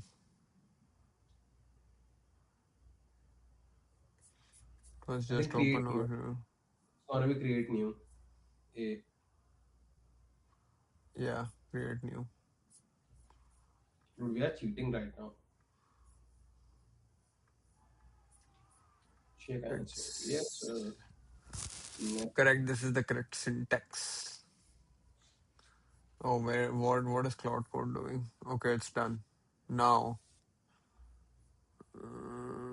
the four rules now enforced on every query: semantic distance, not surface distance. Never lifted verbatim. Plausible under partial knowledge. Every distractor map named. No obvious throwaways. Equal length or parallel form. Grammatical shapes. So complete sounding answer isn't a tell. Okay. It's gonna be a tough one, bro. Let's see.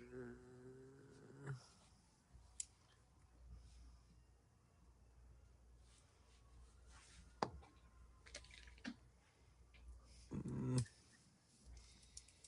Create a quiz now for the. What was this?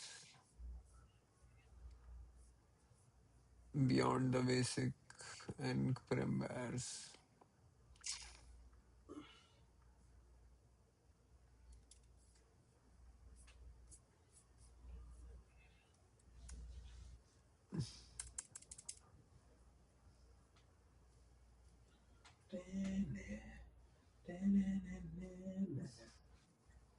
How many questions for Premvas? 10?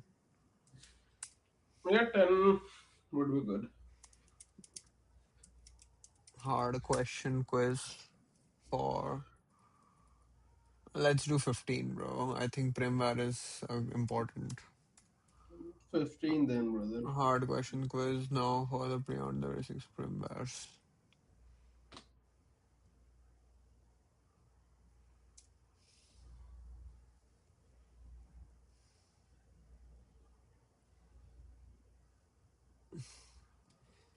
You don't have to come and join me. Bro, do you know how people don't get copyright strikes when they play music? Well, How? I'm asking you, how? I don't know. I don't know, bro. Everyone gets copyright strikes. YouTube. I don't YouTube think so. algorithm. Try it, and then let's see No, I've how you. tried it multiple times. I've gotten Or copyrighted. either they will mute the audio. That's the other thing that they do. I see. But I think it should not be a fucking thing, bro. Like, music is music. Tell it to the What? artist. Tell this to the artists. Like, I can't even listen to the music on stream. What the fuck? What Yes, the fuck brother. is Yes. that? Yes, brother. Or you can reach out to Drake and brother, I'm such a big fan of yours. Can I please play some music on my stream? Um, I think if you do not monetize it, your stream won't get blocked. Ask Gemini there only. Wait, let me see my older streams if they are.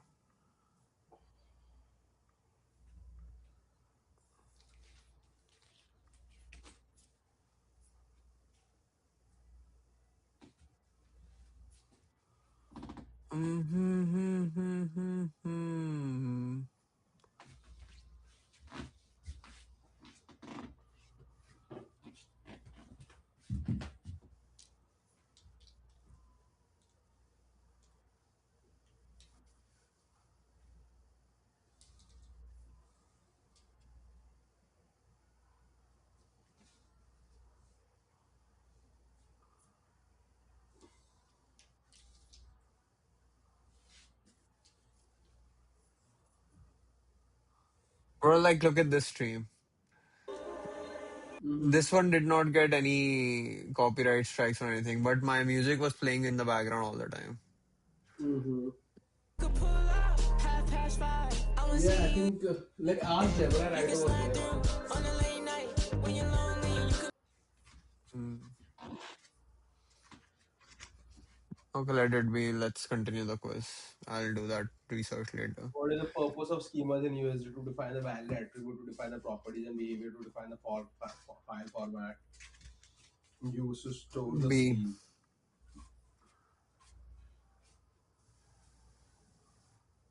I think that schema or to define the file. No, file used no. To define the hierarchical structure of the scene. What the Okay, yeah, I fuck? think B would be the most appropriate. Yes, sir. What is the What is the purpose of purpose? USD geom mesh? Represent polygonal mesh A. transform in the scene. It represent light. So yeah, I think it's this geometry. Okay. USD geom mesh represents polygonal mesh data. Yes. Polygon is what exactly? Polygon, multiple Multiple edged. slides, multiple lines, multiple Yeah. everything. Okay. How can you define a custom attribute on a USD prim to store a floating point value? How can you define a custom attribute on a USD prim to store a floating point value using F float? Yeah. What? Using Yeah, what? yeah, you are correct. Like that, by creating a USD attribute with type float. Yeah.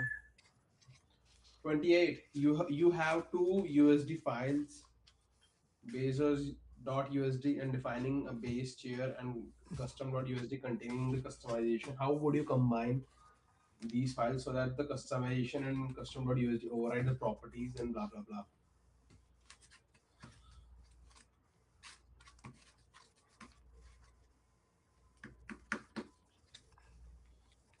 Hmm. L I think inherit. Yeah, I also think it's inherit, but I think we are wrong. I also think it should be inherit. Yeah, do it. But layer And they custom.usd use on top of. composition arcs, right? So either we can do layers. So there are multiple ways we can do it, right? So either we Wait, can let do me A. let me read the question one more time. You have two USD files, base.usd defining basic chair. So the chair is defined in basic USD, base USD, and then custom USD containing customization. How would you combine these files so that the customization in custom USD override properties in base USD using composition arcs? Yeah, I think it should be layer, bro. Yeah, L- layer. l- layer custom USD on top of base USD. Yes, There you go. yes. Layering allows stronger layer to override attributes in weaker layers. Layering allows stronger layer to override attribute in weaker layers. Okay. Oh, what the fuck? What in It just OpenUSD? What is the oh purpose of you? the quiz is complete. That's why I Okay, opened the thing. Fuck. I was like, why did it automatically switch the tab? so let's solve this then. No, let's complete this first, like till 30 at least. And then Okay. or do you wanna do it till 40? It's not we can do 40, bro. It's not that bad. Like In OpenUSD, what is the purpose of USD Lite to manage the animation, how to define standard interface, to optimize it and train traffic center? I think it's gonna be B. what is the purpose of USD Lux light schema to optimize to represent geometric shape of light source, optimize the rendering performance of light source, define standard interface of different types of light sources to manage animation of light sources. I think it is D, geometric shape. Okay. What? Incorrect. B. It's gonna be B. I told you from the starting to define a standard interface for different types of light sources. You It's said B. D. I said B, brother. I said B. You can check in the stream. I heard D. My No, bad. no, I said B. But you said D, so I was like maybe to define standard interface for different types of light sources. Like we can have sunlight or anything, right? USD Lux Light define standard light interface. Okay. Question 30. What is the purpose of USD geom cube prim type? It creates a cube, I think. Define the material properties of a cube. Define the geometric properties of sphere.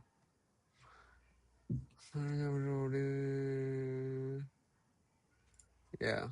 A. Sorry. D. Wait, to define. Wait, so the I think option B and option D are the same. B and Oh no, D? no. Oh my bad, my bad, my bad. Yeah, go ahead. Yeah, it's correct. D, D. Of a cube. Yeah. Correct. Analyze the following USD code snippet. USDA 1 def xform root def mesh uniform token So subdivision schema Catmull Clark. What does the uniform keyword indicate in this context? First of all, the fucking code is the attribute is computed by shader. The attribute is optimized for fast rendering. The attribute is used for physics simulation. The attribute is only accessible within. I think it's gonna be A B C D E. A, B, C, D, E. Why? Attribute value is the same for all instance of the mesh. What is Catmull Clark? It's just a name. Yeah.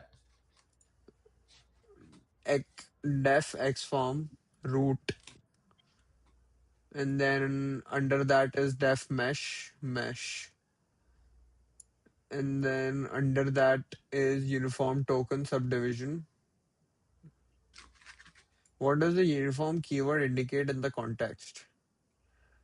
Attribute value is computed, attribute is optimized for fast rendering, attribute is used for physics simulation, attribute is value is only accessible within the current layer, attribute value is the same for all instances of the mesh,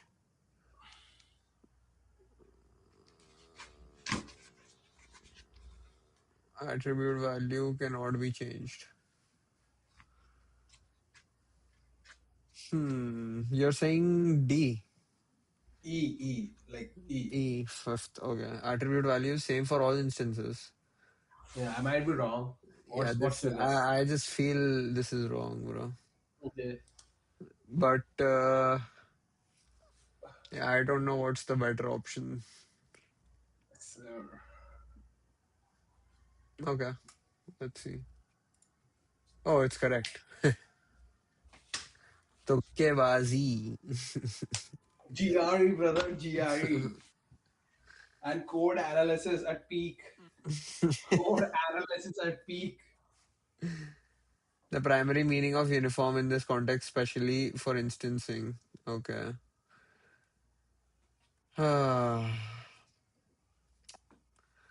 Okay. But Which data wait format? 1 second. This is the primary meaning of uniform, and we haven't seen the uniform, bro. Like, where did we We see have seen this? uniform. I have seen uniform. I don't remember it where I have seen it, but I did saw a uniform when we were trying to I wanna see. understand the code meaning. I did saw uniform. It was uniform, and then there were other types as well. And it's definitely in value resolution as well for shirts and value resolution. Format identifier, def keyword defines concrete primitive on the stage. XOM specifies its type, a standard 3D transform container used for local coordinate systems, grouping position, it's named root. What is this? Def mesh nested inside the root transform, thus defines the child primitive of type mesh named mesh. This prim type is geometric schema meant to hold actual 3D surface like vertices, faces, blah blah blah. Uniform token subdivision scheme. Catmull Clark. This authors an attribute on the mesh. Okay, this authors an attribute. Yes. Subdivision scheme. A standard USD attribute that defines how a renderer should smooth or subdivide the mesh polygons at render time. Catmull Clark set the values of the industry standard Catmull Clark subdivision algorithm, which turns flat polygon faces into smooth rounded surface. And then uniform is this keyword is variability specifier indicating that this attribute's value cannot vary over time. It cannot be animated with time samples and remain uniform across all instances. This keyword is variability specifier indicating that attribute value cannot vary over time. Oh,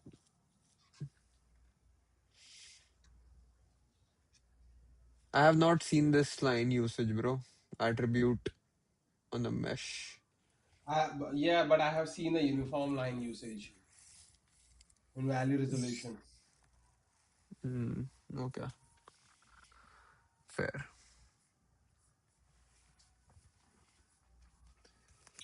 Which data format is commonly used by OpenUSD to represent 3D scene descriptions? Which data format is usually commonly used by OpenUSD? Oh, B. It should be B. Yeah. What? FBX is the proprietary format. Yeah. No, it's OBJ. OBJ. Wait, what the hell is the explanation over there? Wait, I think this is wrong. No, no, it's correct. I think for it's for scene 3D scene rendering. Dude, all the person that created this quiz made it that in that manner that okay, that is going to be a simple question that they're going to ask you. Bro, look at this. It's USD, bro. Oh,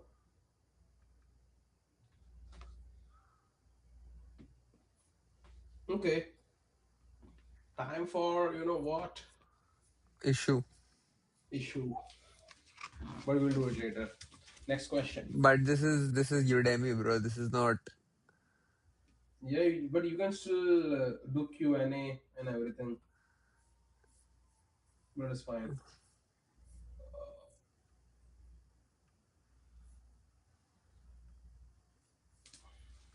uh, But bro, if this kind of answer is wrong over here, then what if other questions are also like this? What is the role of USD stage in OpenUSD architecture? I think A to represent the complete scene graph and its associated data. Yeah.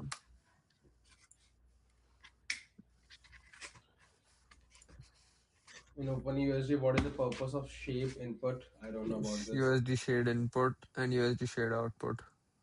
I think C. That would be the closest one.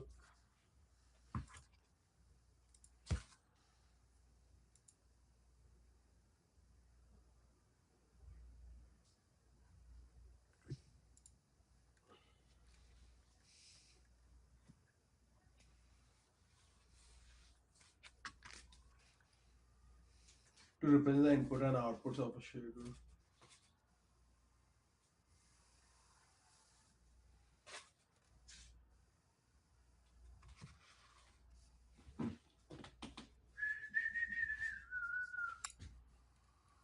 What is the next question? What is the purpose of USD render settings from? What is the purpose?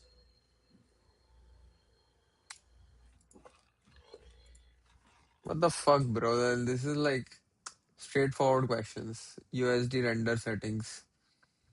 To define the Yes. global rendering settings for a scene such as resolution and sampling rates.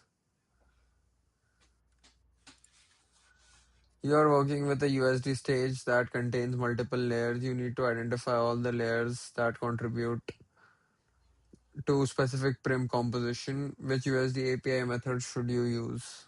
What? You're working with USD stage that contains multiple layers. You need to identify all of the layers that contribute to specific prim composition. Specific prim composition. Contribute to specific prim composition.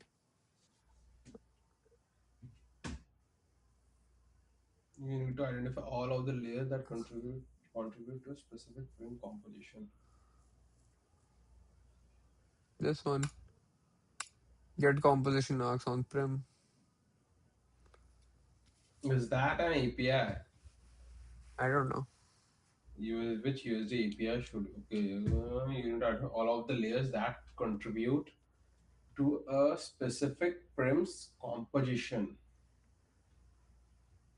Get attribute, get primate path on the stages. Yeah, good. Okay. Yeah, let's go with that. I think I don't have a better option. And we don't, you know, Correct. ban. This returns the composition arcs that contribute to the prim's composition, including references payloads. Bro, I am a bit skeptical about this quiz now. Ugh, it's fine. Which question 37? Which USD tool is commonly used for converting Converting between different file formats and USD. USD convert?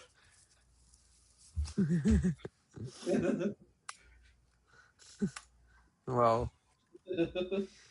1 crore! Which of the following composition arcs is used to include the content and another USD file as subtree within the current scene reference?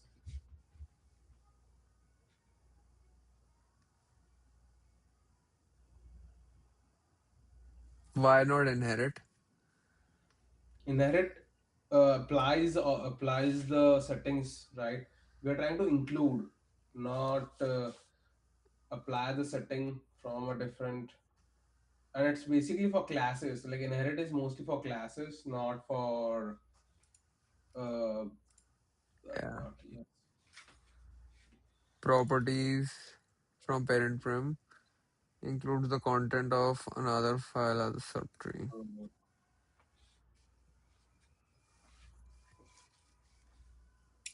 39. What is the number of USD geom cameras? Purpose of USD geom What is the camera purpose of it? I think D. perspective. Correct. In the content of Mm, OpenUSD, what does layering refers to? I think A,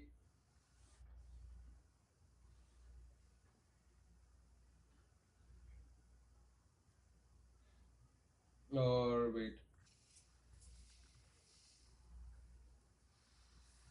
The Oh process. yeah, it's gonna be D. It's gonna be D. The technique of stacking multiple textures onto this on step of each other. On top of each other.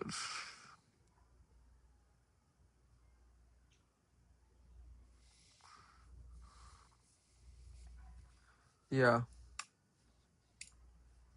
incorrect. Ability to combine multiple USD files to create a file sync. Okay. But layering. Oh, okay. Yeah, that was a broader answer. That's why. All right, let's go Oh, this back. is Let's. texture layering, not USD layering. Mhm. Yeah, let's move to open USG quiz. A teammate at Letware described Primvas as a parallel data system that sits outside the outside USD normal attribute model. For Prim lesson, how should Primware actually be categorized? Primware is a relationship node. Primware is an attribute with additional features layered on top. Interpolation across surface. Stage. I think B. Dude, this quiz is gonna be shitty for sure. Wait, we use 1 second. Multiple choice. Oh, I did not make it multiple choice. I forgot Anyways, that. yeah, that's fine. Like, we will do it in next one. So I think it's B. Yeah. 1 second. Let me read the question. A parallel data system that sits outside USD's normal attribute model. Per the primvar lesson, how should a primvar actually be categorized? A primvar is an attribute with additional features layered on top, interpolation across the surface, namespace inheritance, and shader binding, not a separate kind of property. The lessons frames primvars as the special attributes, attribute with extra features, interpolation, shader bindability, and namespace inheritance, not a parallel system. A is adjacent feature error, blah blah blah. Okay. A reviewer at Northwind is given a mesh with two faces, six vertices, and asked to author display color with exactly two color values, one per face, per the lessons interpolation example. Which mode is correct? USDGM dot tokens constant takes any sized array but renderer averages around single per face value. A drawn line vertex face C. Yeah. Ah! Uniform again. Ooh, uniform strikes again, bitch. That was a trick question. Uniform interpolation takes one value per face, so a two-face mesh needs an array of length 2.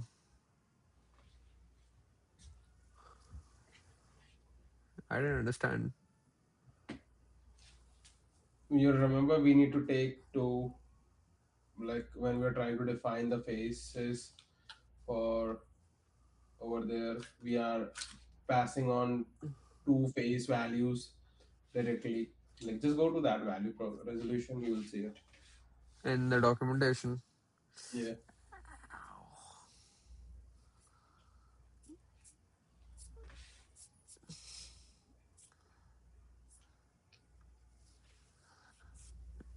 Ooh.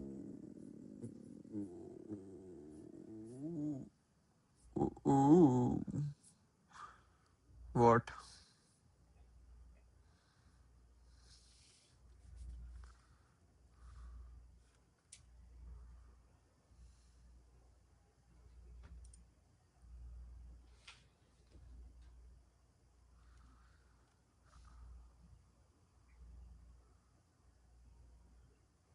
Where? Uh, Look at the We don't uniform, right? Per face. It says per face uniform. Look at the Per example mentioned here. face. Oh, here. Yeah. Right, Oh and then shit. you have two array, two values in that array in the per face color.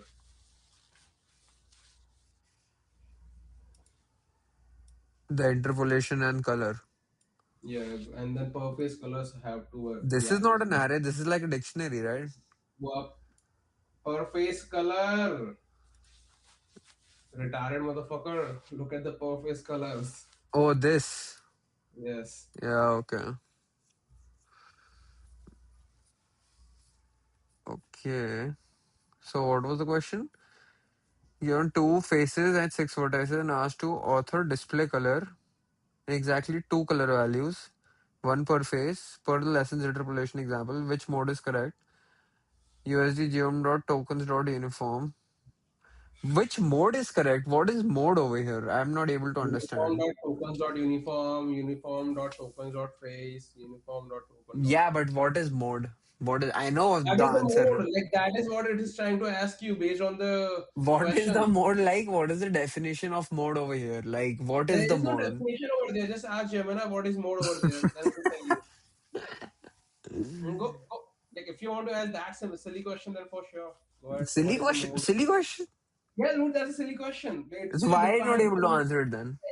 interpolation mode. It says right over there But what is the mode? What is and the? 28, the uniform, constant, and vertex. Those are the modes. Different kind of modes. But I know they are the modes, bro. I know they are the modes. But Okay, what is so the that's mode doing? What is the mode doing? it's picking up different kinds of values. Like, is it gonna be constant? Is it gonna be uniform? Is it gonna be on the vertex? Those are the values it's gonna pick up.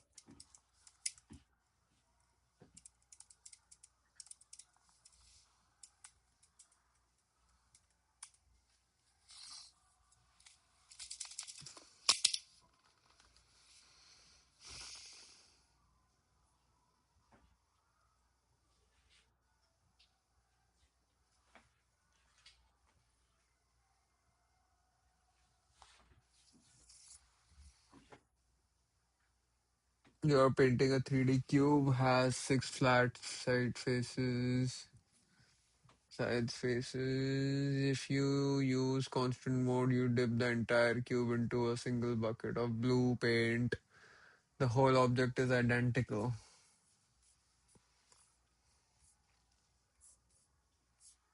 Do you know how many views we got today? No, I don't want to know. Just guess. No, Bro, take a guess. no, I don't want to take a guess. Take one guess, bro. No, I Okay. quit. I quit. I forfeit.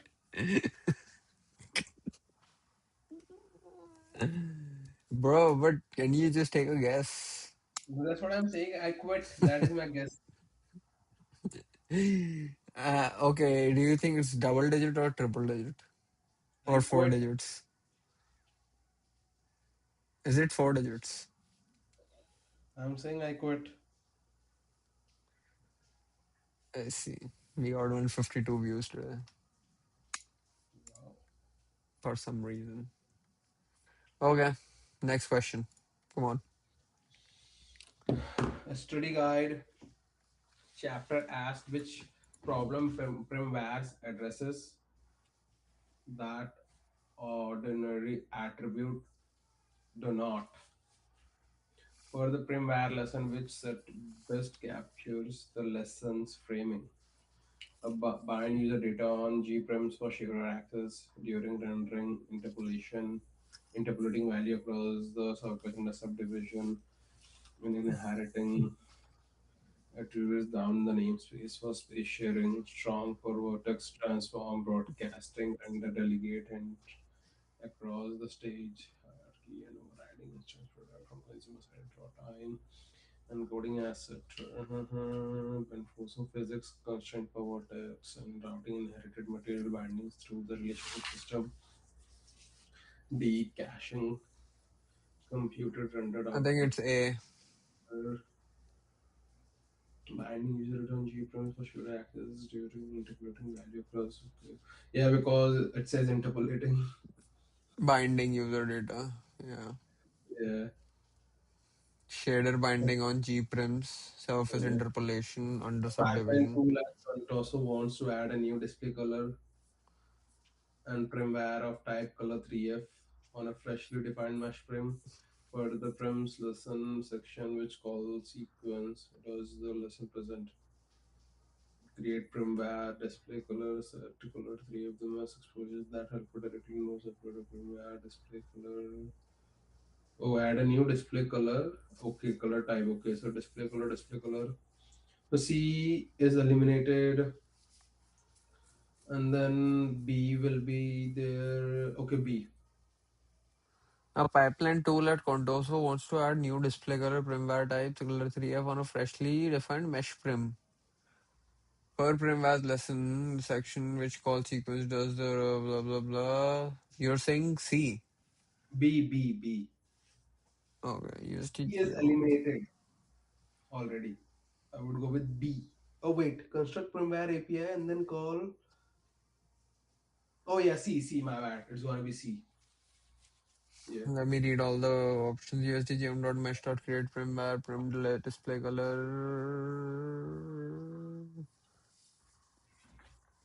Add a new display color primware of type color 3F on a freshly defined mesh prim per the primware lessons Python section, which call sequence does the lesson. I think It's gonna be USDGM.mesh.create. C. Don't think. Just do C. Bro, why? C. Just do C. Do C. C. I want to fucking understand as well, bro. I don't want to blindly just do the fucking I know the MCQ. answer is clear over there. You have to first construct the prim. You have to first pick up the prim, and then you can call that primware API. Primware Otherwise, API equals to USD. Yeah, I know this. USDGM.primware API. Then okay. Yeah. C. Then call primware API dot create primware display color SDF value type names color 3F array. Okay. Hmm. A script at Acme has already created a display color primware and And now now need to change. needs to change its interpolation from pre-vertex to per face on the existing primware object per the primware lesson which call applies the change. Set interpolation mode primware.set interpolation mode usdgeom.token uniform primware set interpolation usdgeom.token uniform lessons interpolation example calls on the returned primware object primware.set metadata recreate primware via create primware name type usdgeom.tokens.inform. Interpolation is fixed at creation and cannot be changed on existing primware object. I don't know. Yeah, D. Do D. Because I do remember we did I think creating it's gonna prim. be B, Okay. but I'll do D. Yeah, C. Example calls always return firmware object. I see. Primware set interpolation usdgeom.tokens.uniform. On the existing probably canonical setter A is wrong mechanism error and noted method and C is wrong generated method. Very sure. Wait, let me just go back over here and see.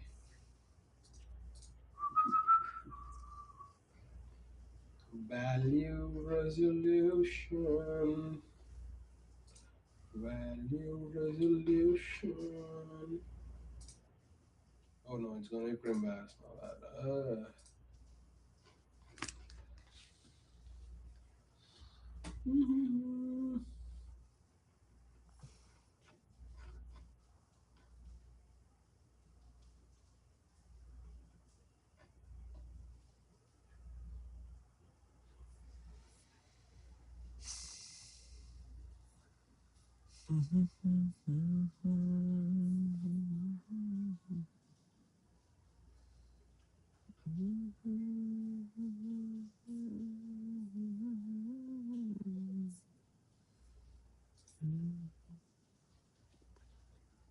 If I want to change the firmware type to dot no, no.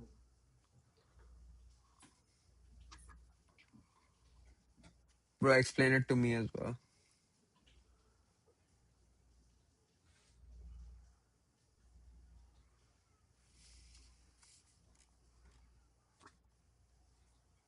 Yeah, I'm asking after creating it.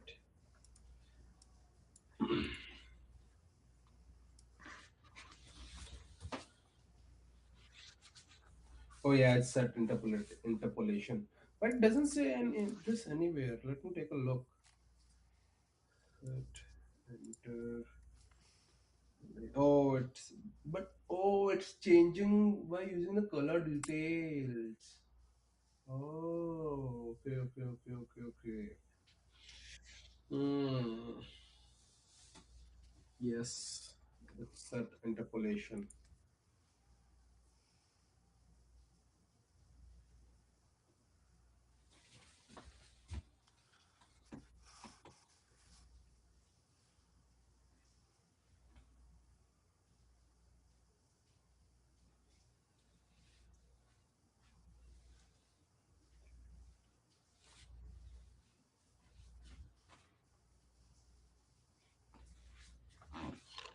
Passing USD geom.tokens.uniform as argument.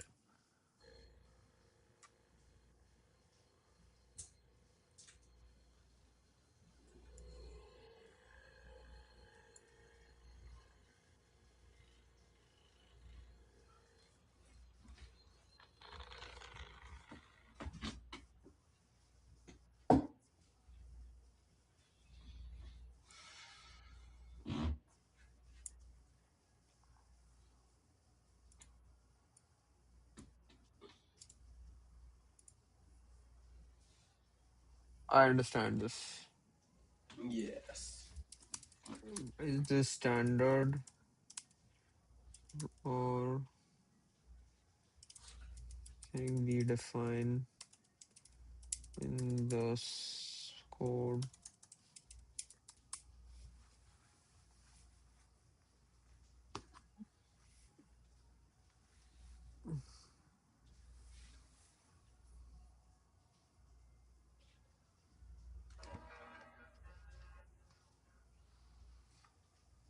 Bro, you're an addict. Yeah, bro, I'm an addict. But don't be an addict on stream. Okay. Addict. Next question. Come on. A teammate at Northwind wants every face of a single mesh to render with same authored color. Every color exactly one color value for entire mesh and ask which interpolation mode fits. A. Per lesson, which is correct. Constant. Hmm. Easy.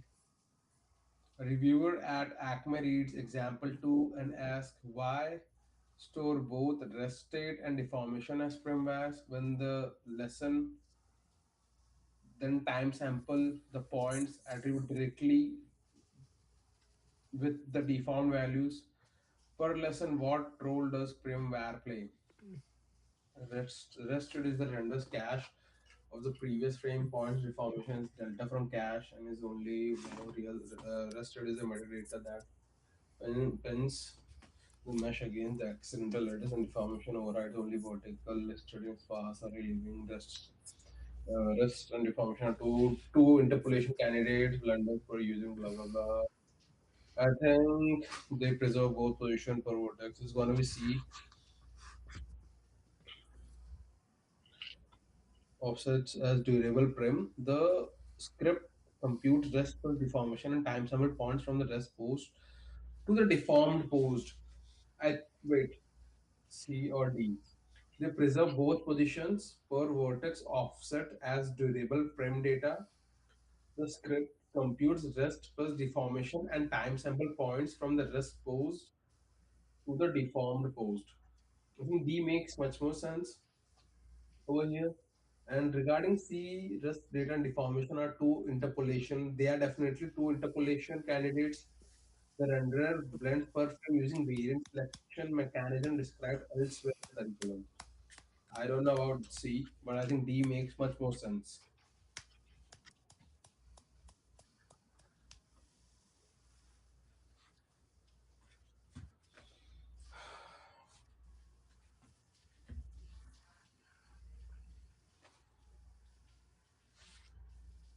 because we did like do a time code sample session, like rendering from 0 to a certain time frame, and then in that the deformation was there.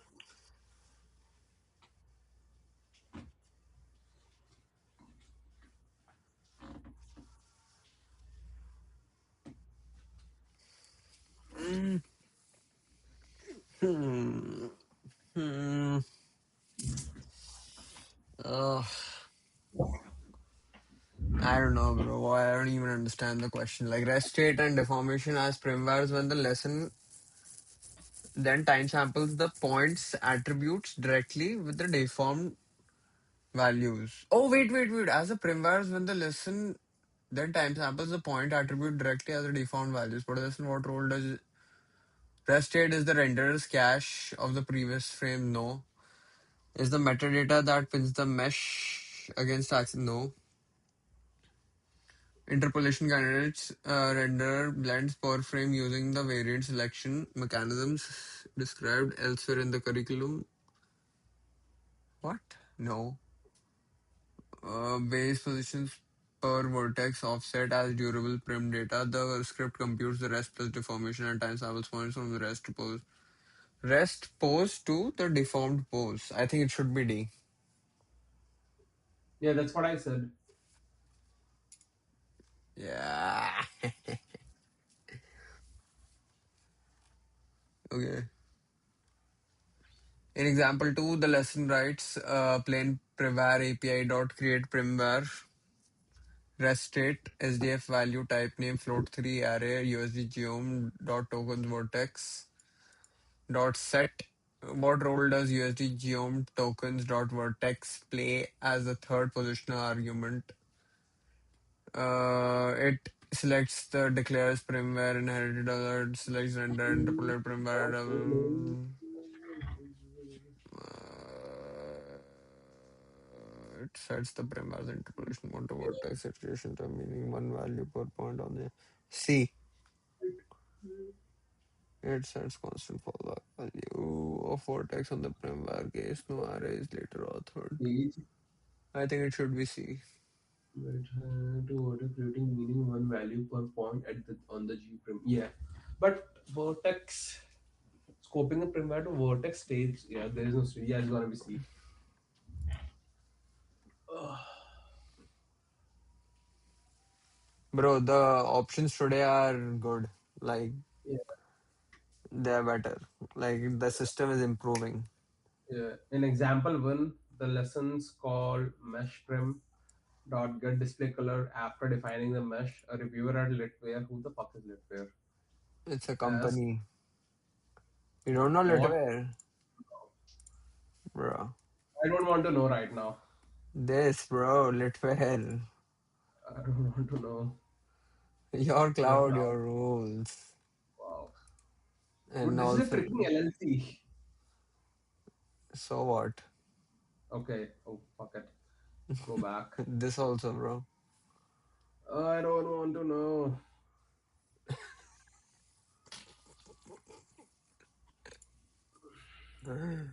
Okay.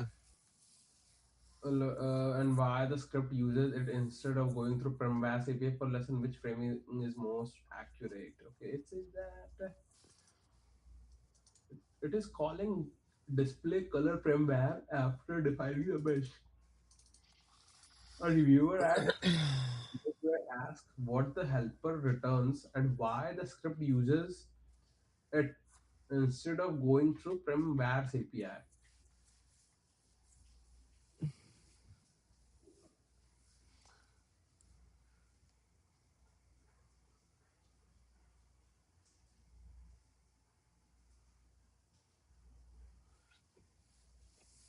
The reviewer asking a good question. Returns a Python dictionary mapping token to value array. The script picks the entry for interpolation it wants to author and write back to it. I think it could be D or it returns a USD geom primware for display color and directly from the geometry schema. So the script set the interpolation value without first constructing a separate. A for this and it returns now B is eliminated. C it returns a relationship handle opinion, the script then revolves the value through relationship rather than through now. This is also eliminated. So either it's gonna be D or A.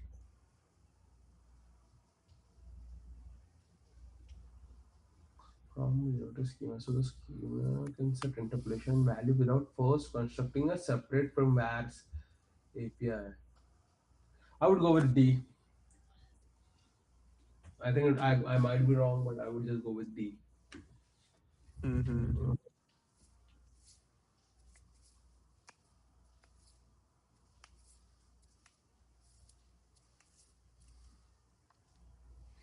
After defining the mesh, a reviewer at Litware asks what the helper returns, why the script uses it instead going through primvar's API.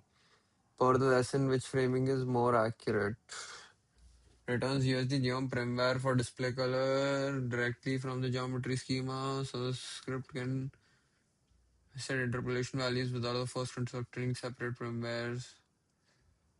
And returns the cache display color as a flat vec3f, bypassing the primvar object entirely, so the script can mutate the color in place without going through the primvar setter on a returned object. It returns the relationship handle pointing to the layer's display color opinion. The script then resolves the value through the relationship rather than through any primvar API or attribute API. It returns a Python dict mapping interpolation tokens to value arrays. The script picks.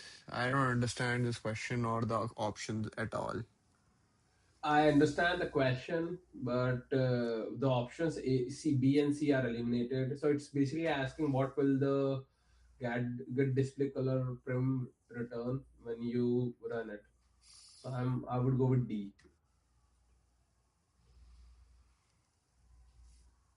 D. D for daffodil. I told you I was going to be A or D. B or C are eliminated. D for daffodil. But I have no clue about this question, bro. I don't understand this question. Okay, ask Gemini then. Hmm.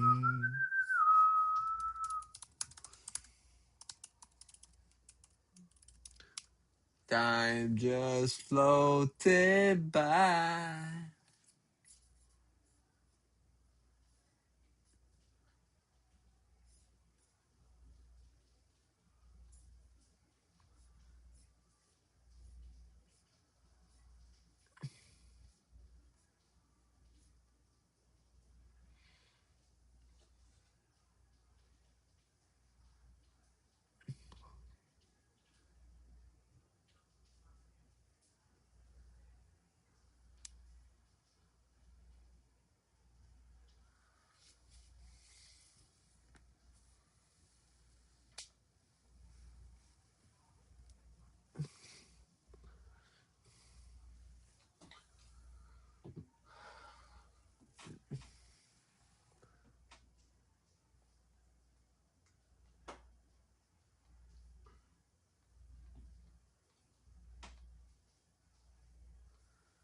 Get display color primvar return. It returns a USD geom primvar object bound to the built-in display color attribute of that mesh. If the display color primvar doesn't exist yet on the mesh, it will return an invalid empty primvar object which you can initialize or check using as invalid is valid by user. The most accurate framing for the script user. Bro, Gemini is like complicating it. I'm not able to understand The this. question is complicated. That's why it's complicating it, brother. The question Just is break complicated. down the question. The most accurate framing you to Then took ask him explain it to a 10-year-old. That's it. the question first. What To a are 10-year-old. they Don't, trying to don't try ask? it to a 10-year-old. Explain to a 10.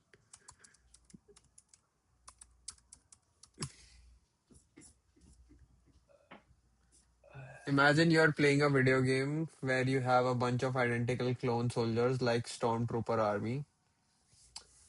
You want to change all of their armor colors from white to shiny gold at the exact same time. The question is asking what is the absolute smartest and the fastest way to do this in your game code?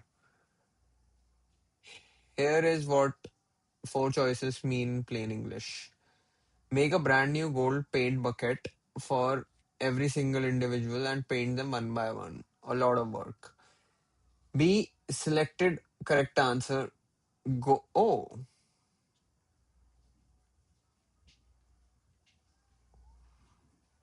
the selected correct. Go to the master factory blueprint where the first ever stormtrooper was designed and change the paint color on the original model because every soldier in your game is direct copy of that original blueprint.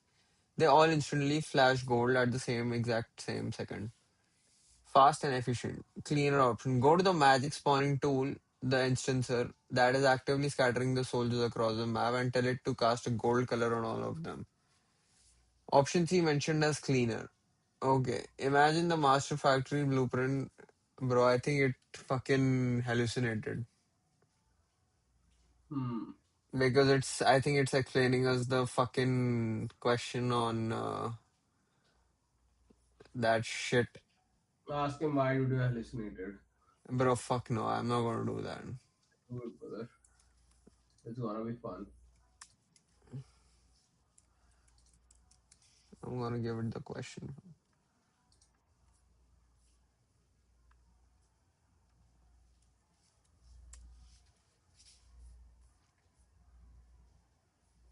Yeah.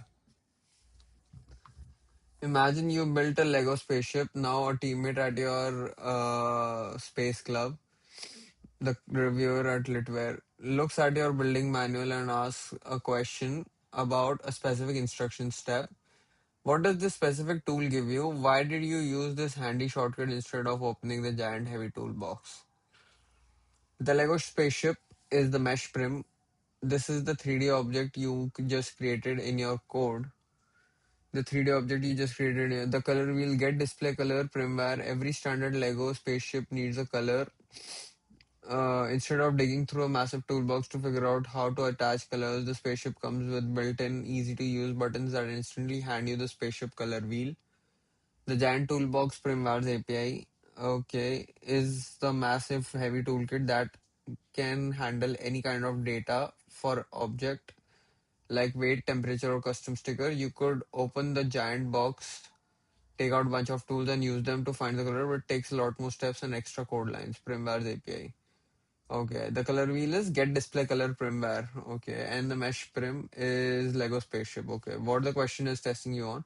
The quiz wants to see you if you understand why shortcuts are good. They want you to understand or choose the answer that says we use that shortcut button get display color primware because the coloring an object is something we do all the time. The built-in shortcut quickly hands us the color control without making us open the giant complicated toolbox Primvar's API, keeping our code clean and simple. Okay, I understand it now. So Hmm. the question, I'll read it again. Example of a lesson calls mesh prim dot get display color primware after defining the mesh. What is the help? What that helper returns and why the script uses it instead of going through Primvare's API. Okay. It returns USD geom primware for display color directly from the geometry schema, so the script can set interpolation values without first constructing a separate primware's API. Okay, now I understand the question and the answer. Good one. Did you get it? Hmm. No.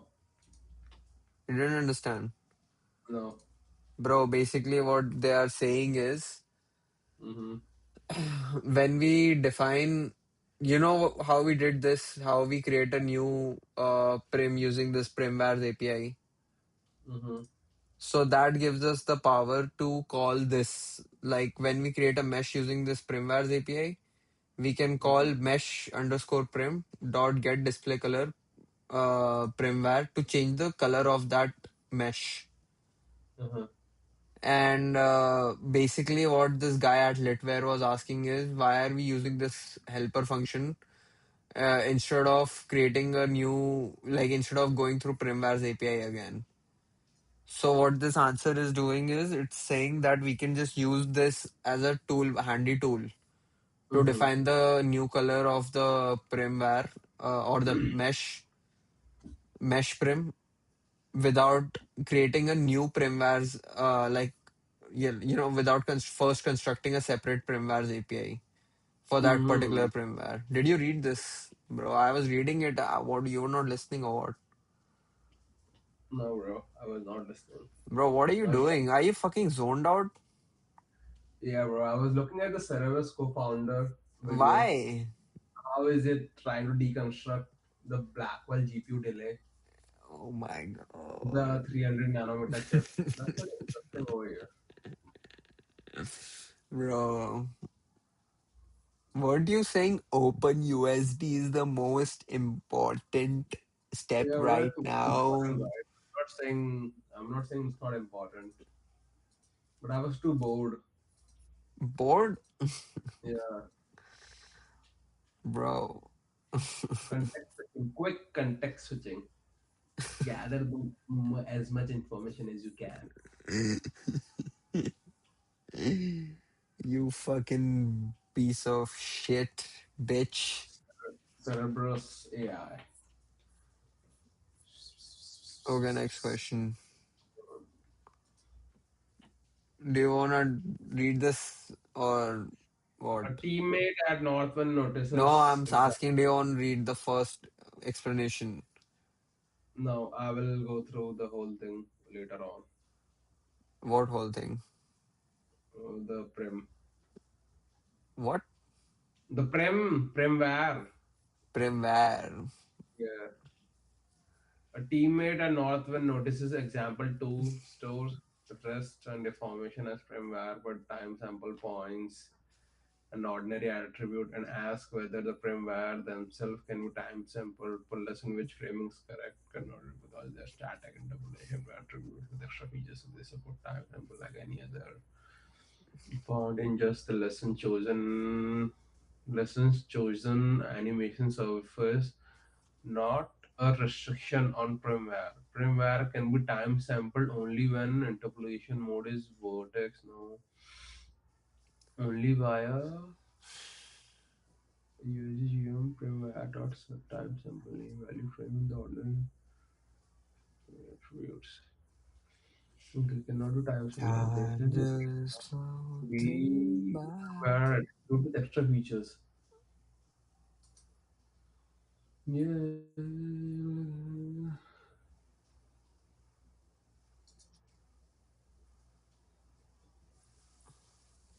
What? How did we did the time sampling? I'm trying to remember. You have to create it and then sample it later on. So we select the deformation. Okay.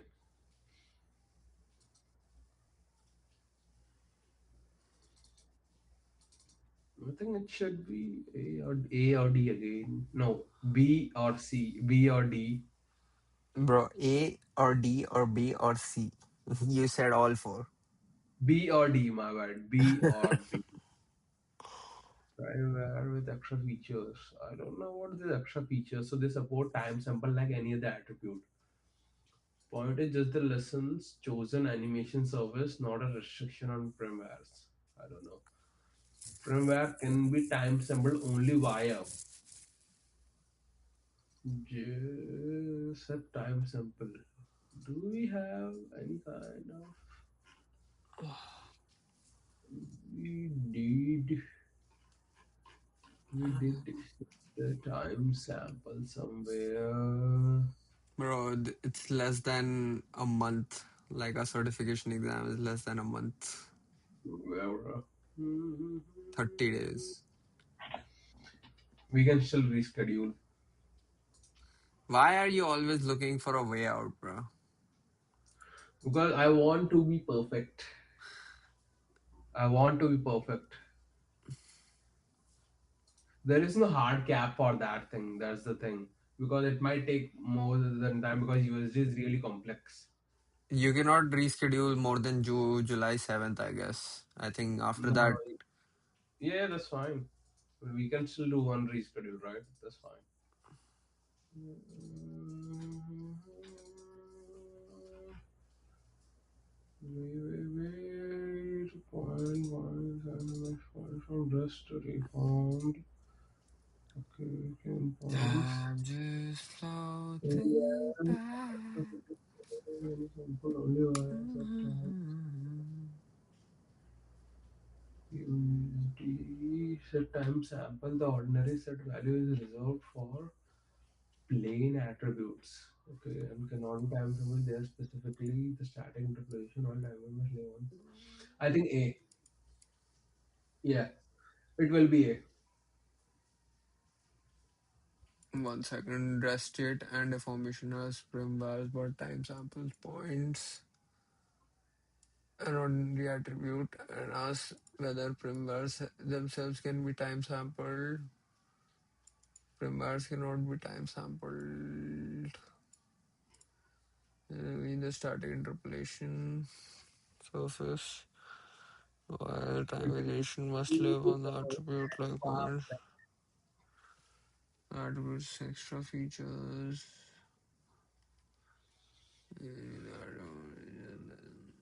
Vision surface, not restriction on prim bars.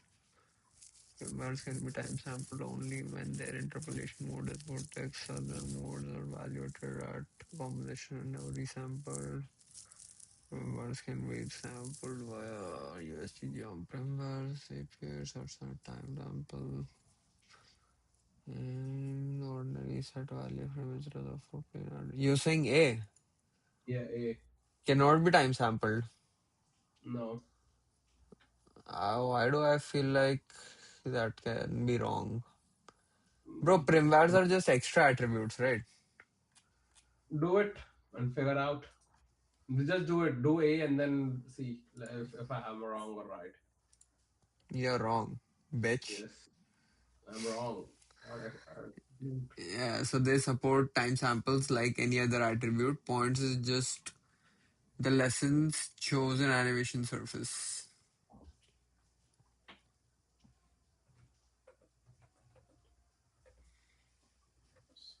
I because this information told is not given anywhere in the documentation. Like I'm not able to find this. Yeah, this information is not in the documentation. I define with scene description that can using each frame can store different type of data or array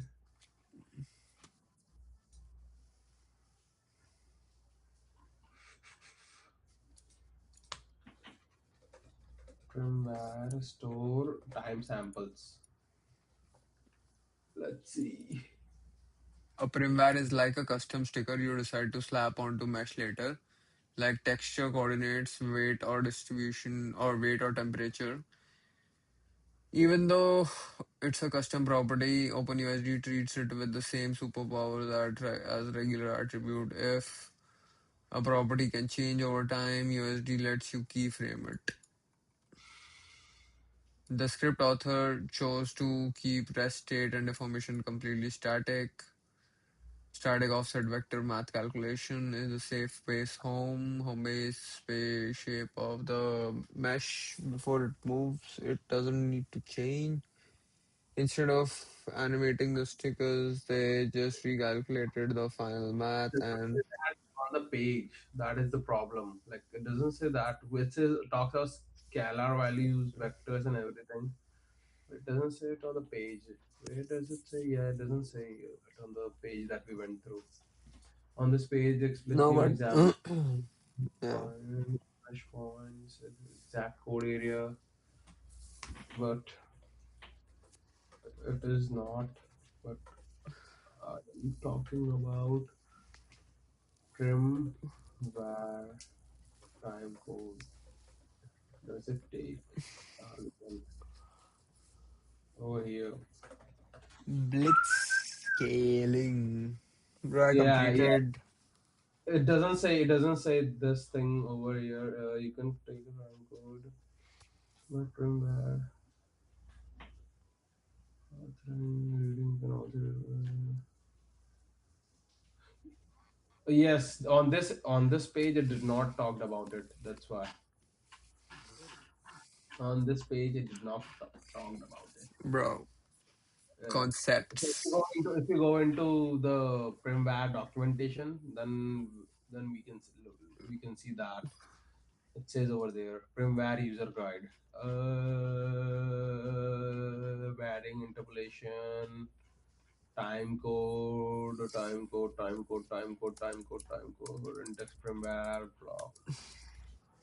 Where does it talks about this in documentation? Yeah, it doesn't say on that page on the documentation.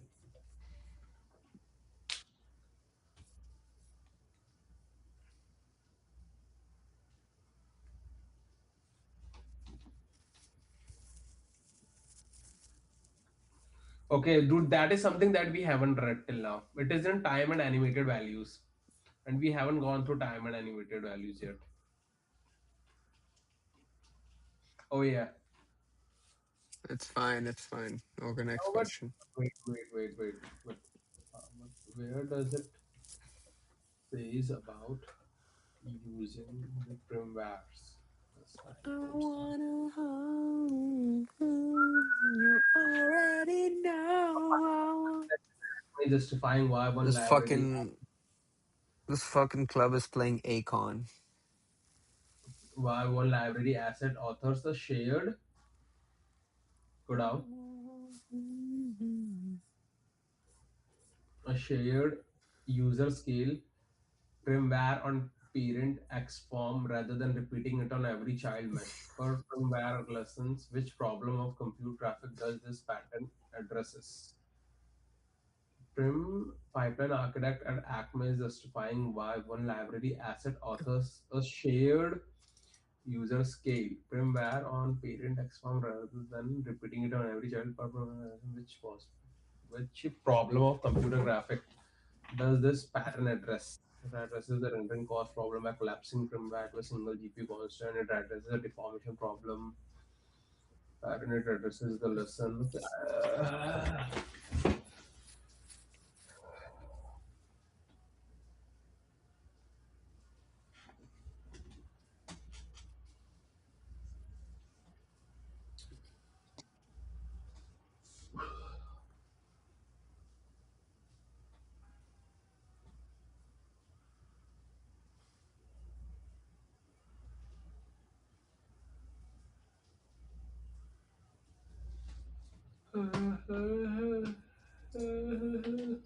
These are fucking tough questions today. Yeah. Very confusing and very tough. You need to earn user data and becomes. After this, do you Okay. want to do 10 more questions of that? No, I want to sleep now. Bro, it's only 1 o'clock. Yeah, that's fine, brother. I will sleep tomorrow. We can continue. The need to bind user data on geometric primitives. You slept in the fucking stream. So fuck you. You What, slept in the bro? middle of the stream. So fuck you. 10 Right? minutes, bro. No, bro. You slept in the middle of the fucking stream. 10 So I will. minutes. I'm not gonna take on bullshit anymore.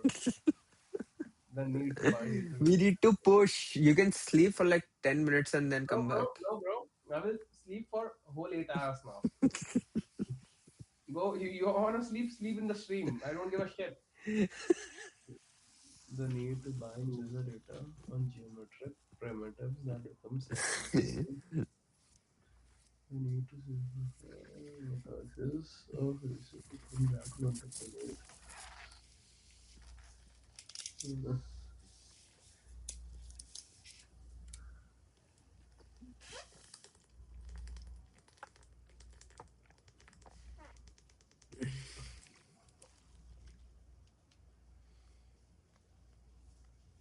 Need to inherit attributes down one space.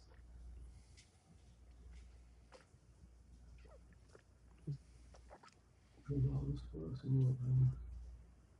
See,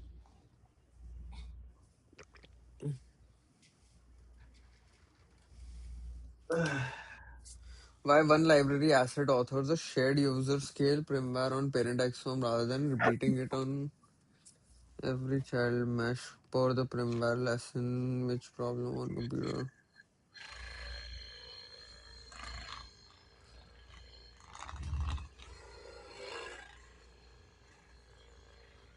I don't even understand the question. Most of the time, bro, you're not able to understand the question. Then I think you need to study more.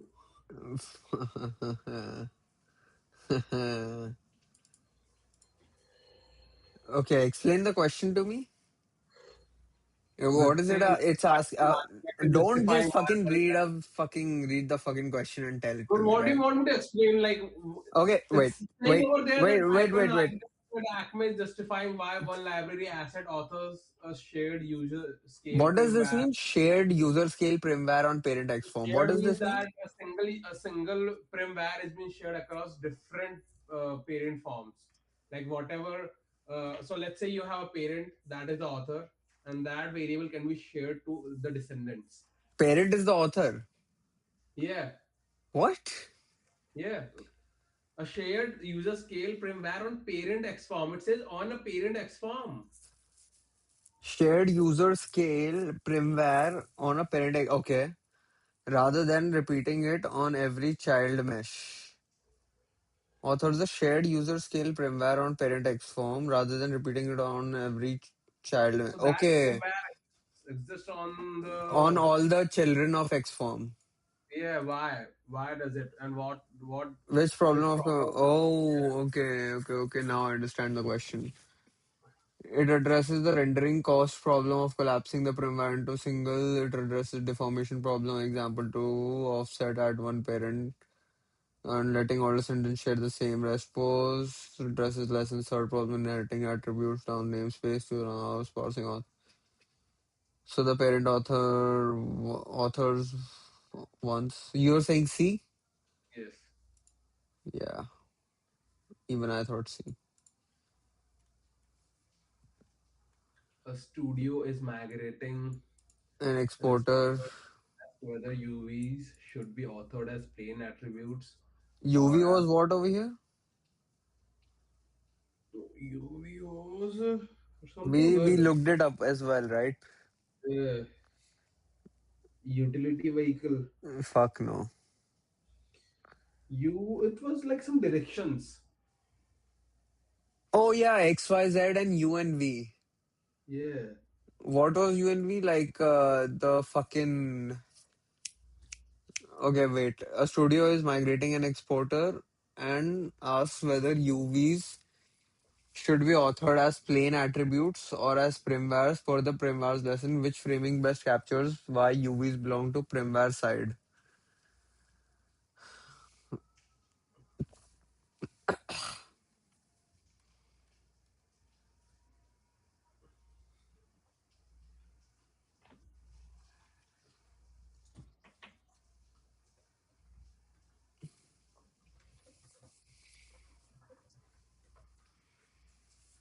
UVs need to bind to shaders and interpolate across the surface exactly. The use case, the lesson lists for firmware alongside yes, vertex colors and custom metadata.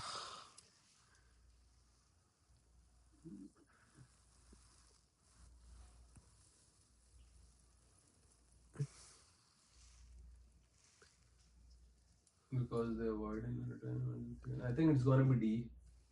UVs need to bind to shaders and interpolate across the surface exactly the use case, the lesson list for primvas alongside vortex colors and custom metadata. Hmm. But wait, did you see what UV is?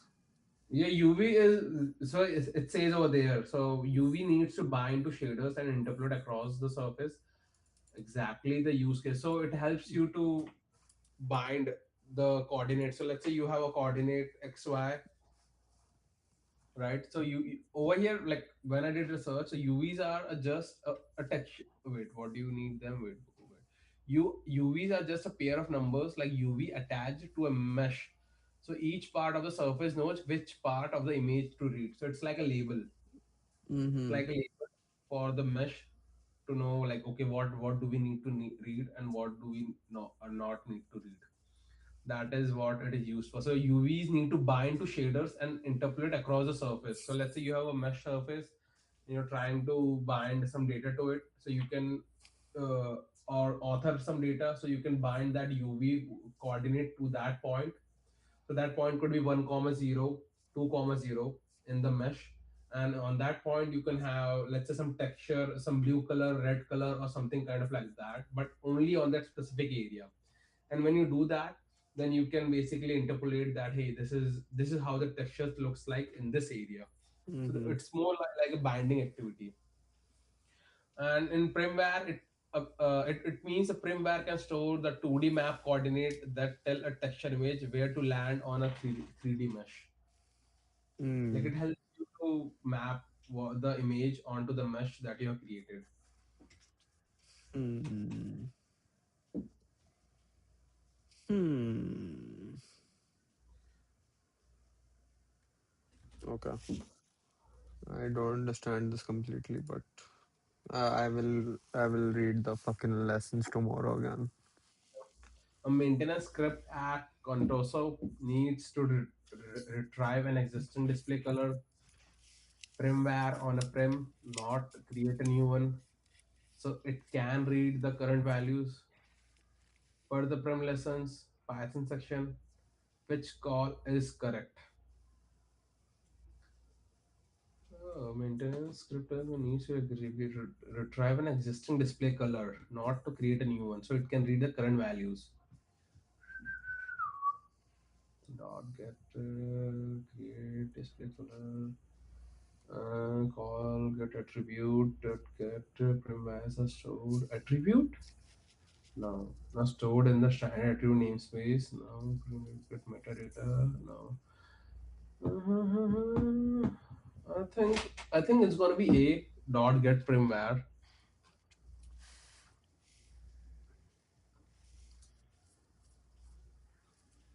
Maintenance script at Condoso needs to retrieve an existing display color firmware on a prim.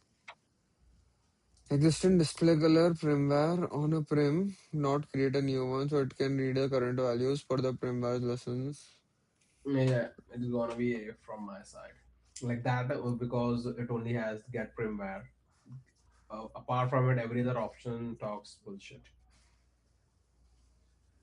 Like you prim dot get meter doesn't do anything. Get attribute is not over here related to anything that we want to You're print. saying A is definitely wrong. Okay, Uh, okay, prim. I will see. Yeah, yeah, for sure A is wrong. Okay, do A then. If A is wrong, do A. Do A. What do you want to bet? Do whatever you want. Do A. I don't want to bet. I don't bet, dude. I only bet on options and stock market. I don't bet. That's why I But don't bet. you're very confident, right? A is definitely Yeah, wrong. because every other option is incorrect over there. Okay, what other option are you gonna go with? Okay, wait. Let me read other options. No, Call no, no. USG You're saying A one. is wrong. I want to Yeah, know what other option. I'm gonna choose the right one. Watch me. Okay. Call So USG I'm geom dot primvares API create primvar no. Depotent no. Call primvares are stored in the standard attribute namespace and prim level attribute reads them directly. So call prim dot get attribute display color dot get prim dot get metadata.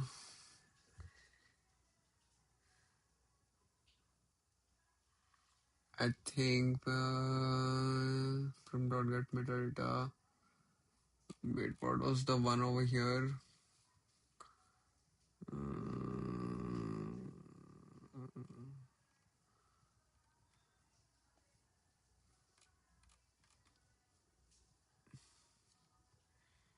Get display color from bar. And over here it's get attribute dot get. I think it should be C. do. I will go with A. You will go with A. I'm going with Yeah. C. Okay. Oh fuck, it's A. Told you, brother. Bro, but It No, specifically how said do you us not to create how a do you new get primware, right? right? So you need to get the primware. You are not getting the attribute. You created a fucking primware, and then if you are passing an attribute, you cannot pass the value over there. That's what I've been saying. For attribute, it's different. You're trying to get the primware thing from over there, and it was in the code base as well when we were going through it. Okay. 14th. Example one's mesh has 6 points and two faces, and Let's face first vertex list of length 8, two chords, and four indices each. Under vertex interpolation, which length must the color per point color array match? Under vertex interpolation. which length must per point color match. So we have One, six two, points, three, two faces. four, five, six. Length 8. So one, two, three, 4, 5, 6. Length 8, the vertex number exactly expects one value per face vertex entry. Now length 6 Under vertex interpolation, which length must per point color array match? So each point array is 6. would I think be if I would go with 6. That's one value per point on the G prim matching the mesh point. yes, it's gonna be six. Yeah. Yeah. Vertex interpolation expects one value per point on the G prim matching the meshes. Yes, yes, yes, yes. Hmm. A studio lead Last. at Consorto is writing a position paper on why their pipeline should adopt firmwares over a custom per vertex data system. Per lesson keys, what is the broader benefit of beyond convenience? Firmware guarantee render parity across vendors because OpenUSD specific mandates identical interpolation results across all conformant renders. Firmware eliminate the need for custom material system by collapsing shading and geometry data into a single space.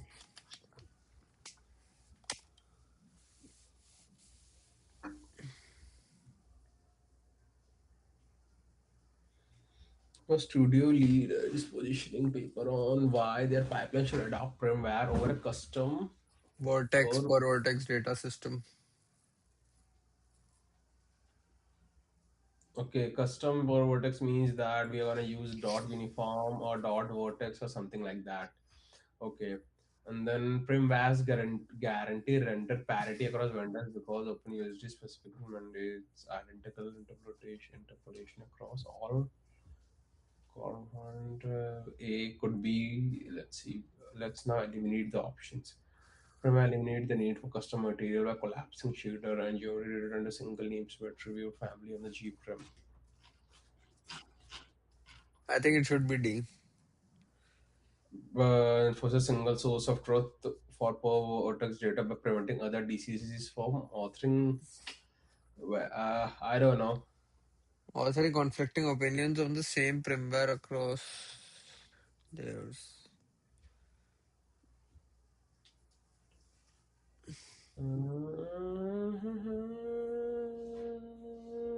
B, eliminate the need for or C. I would go with A. Primvars guarantee render parity across vendors because OpenUSD specification mandates identical interpolation results across all performance model. Hmm.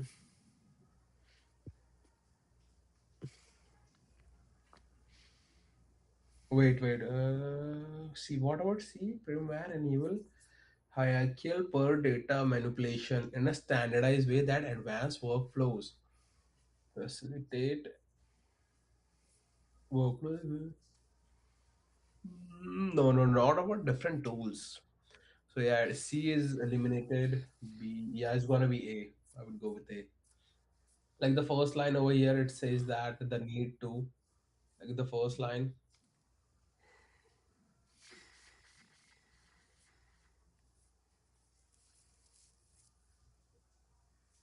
Right.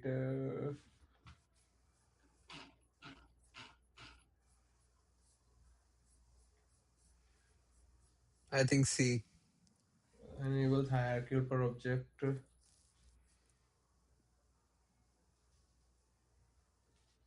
Yep, Okay, it's go C. go with C.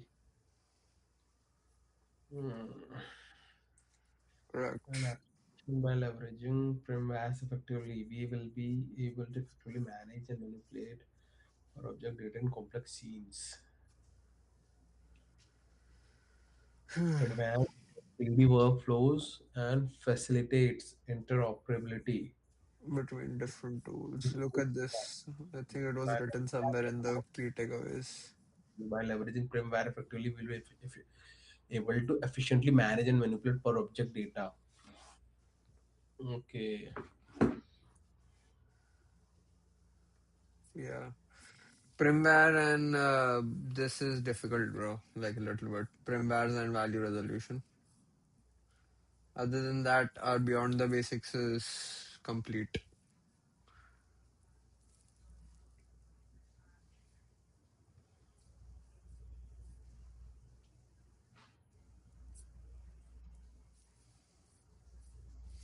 Okay, what do you want to do now? I'm gonna sleep. Okay. Bye bye. You want to say something to the chat before leaving? Bye, Shah. Good night. Sure, I will carry on since he can sleep my toes.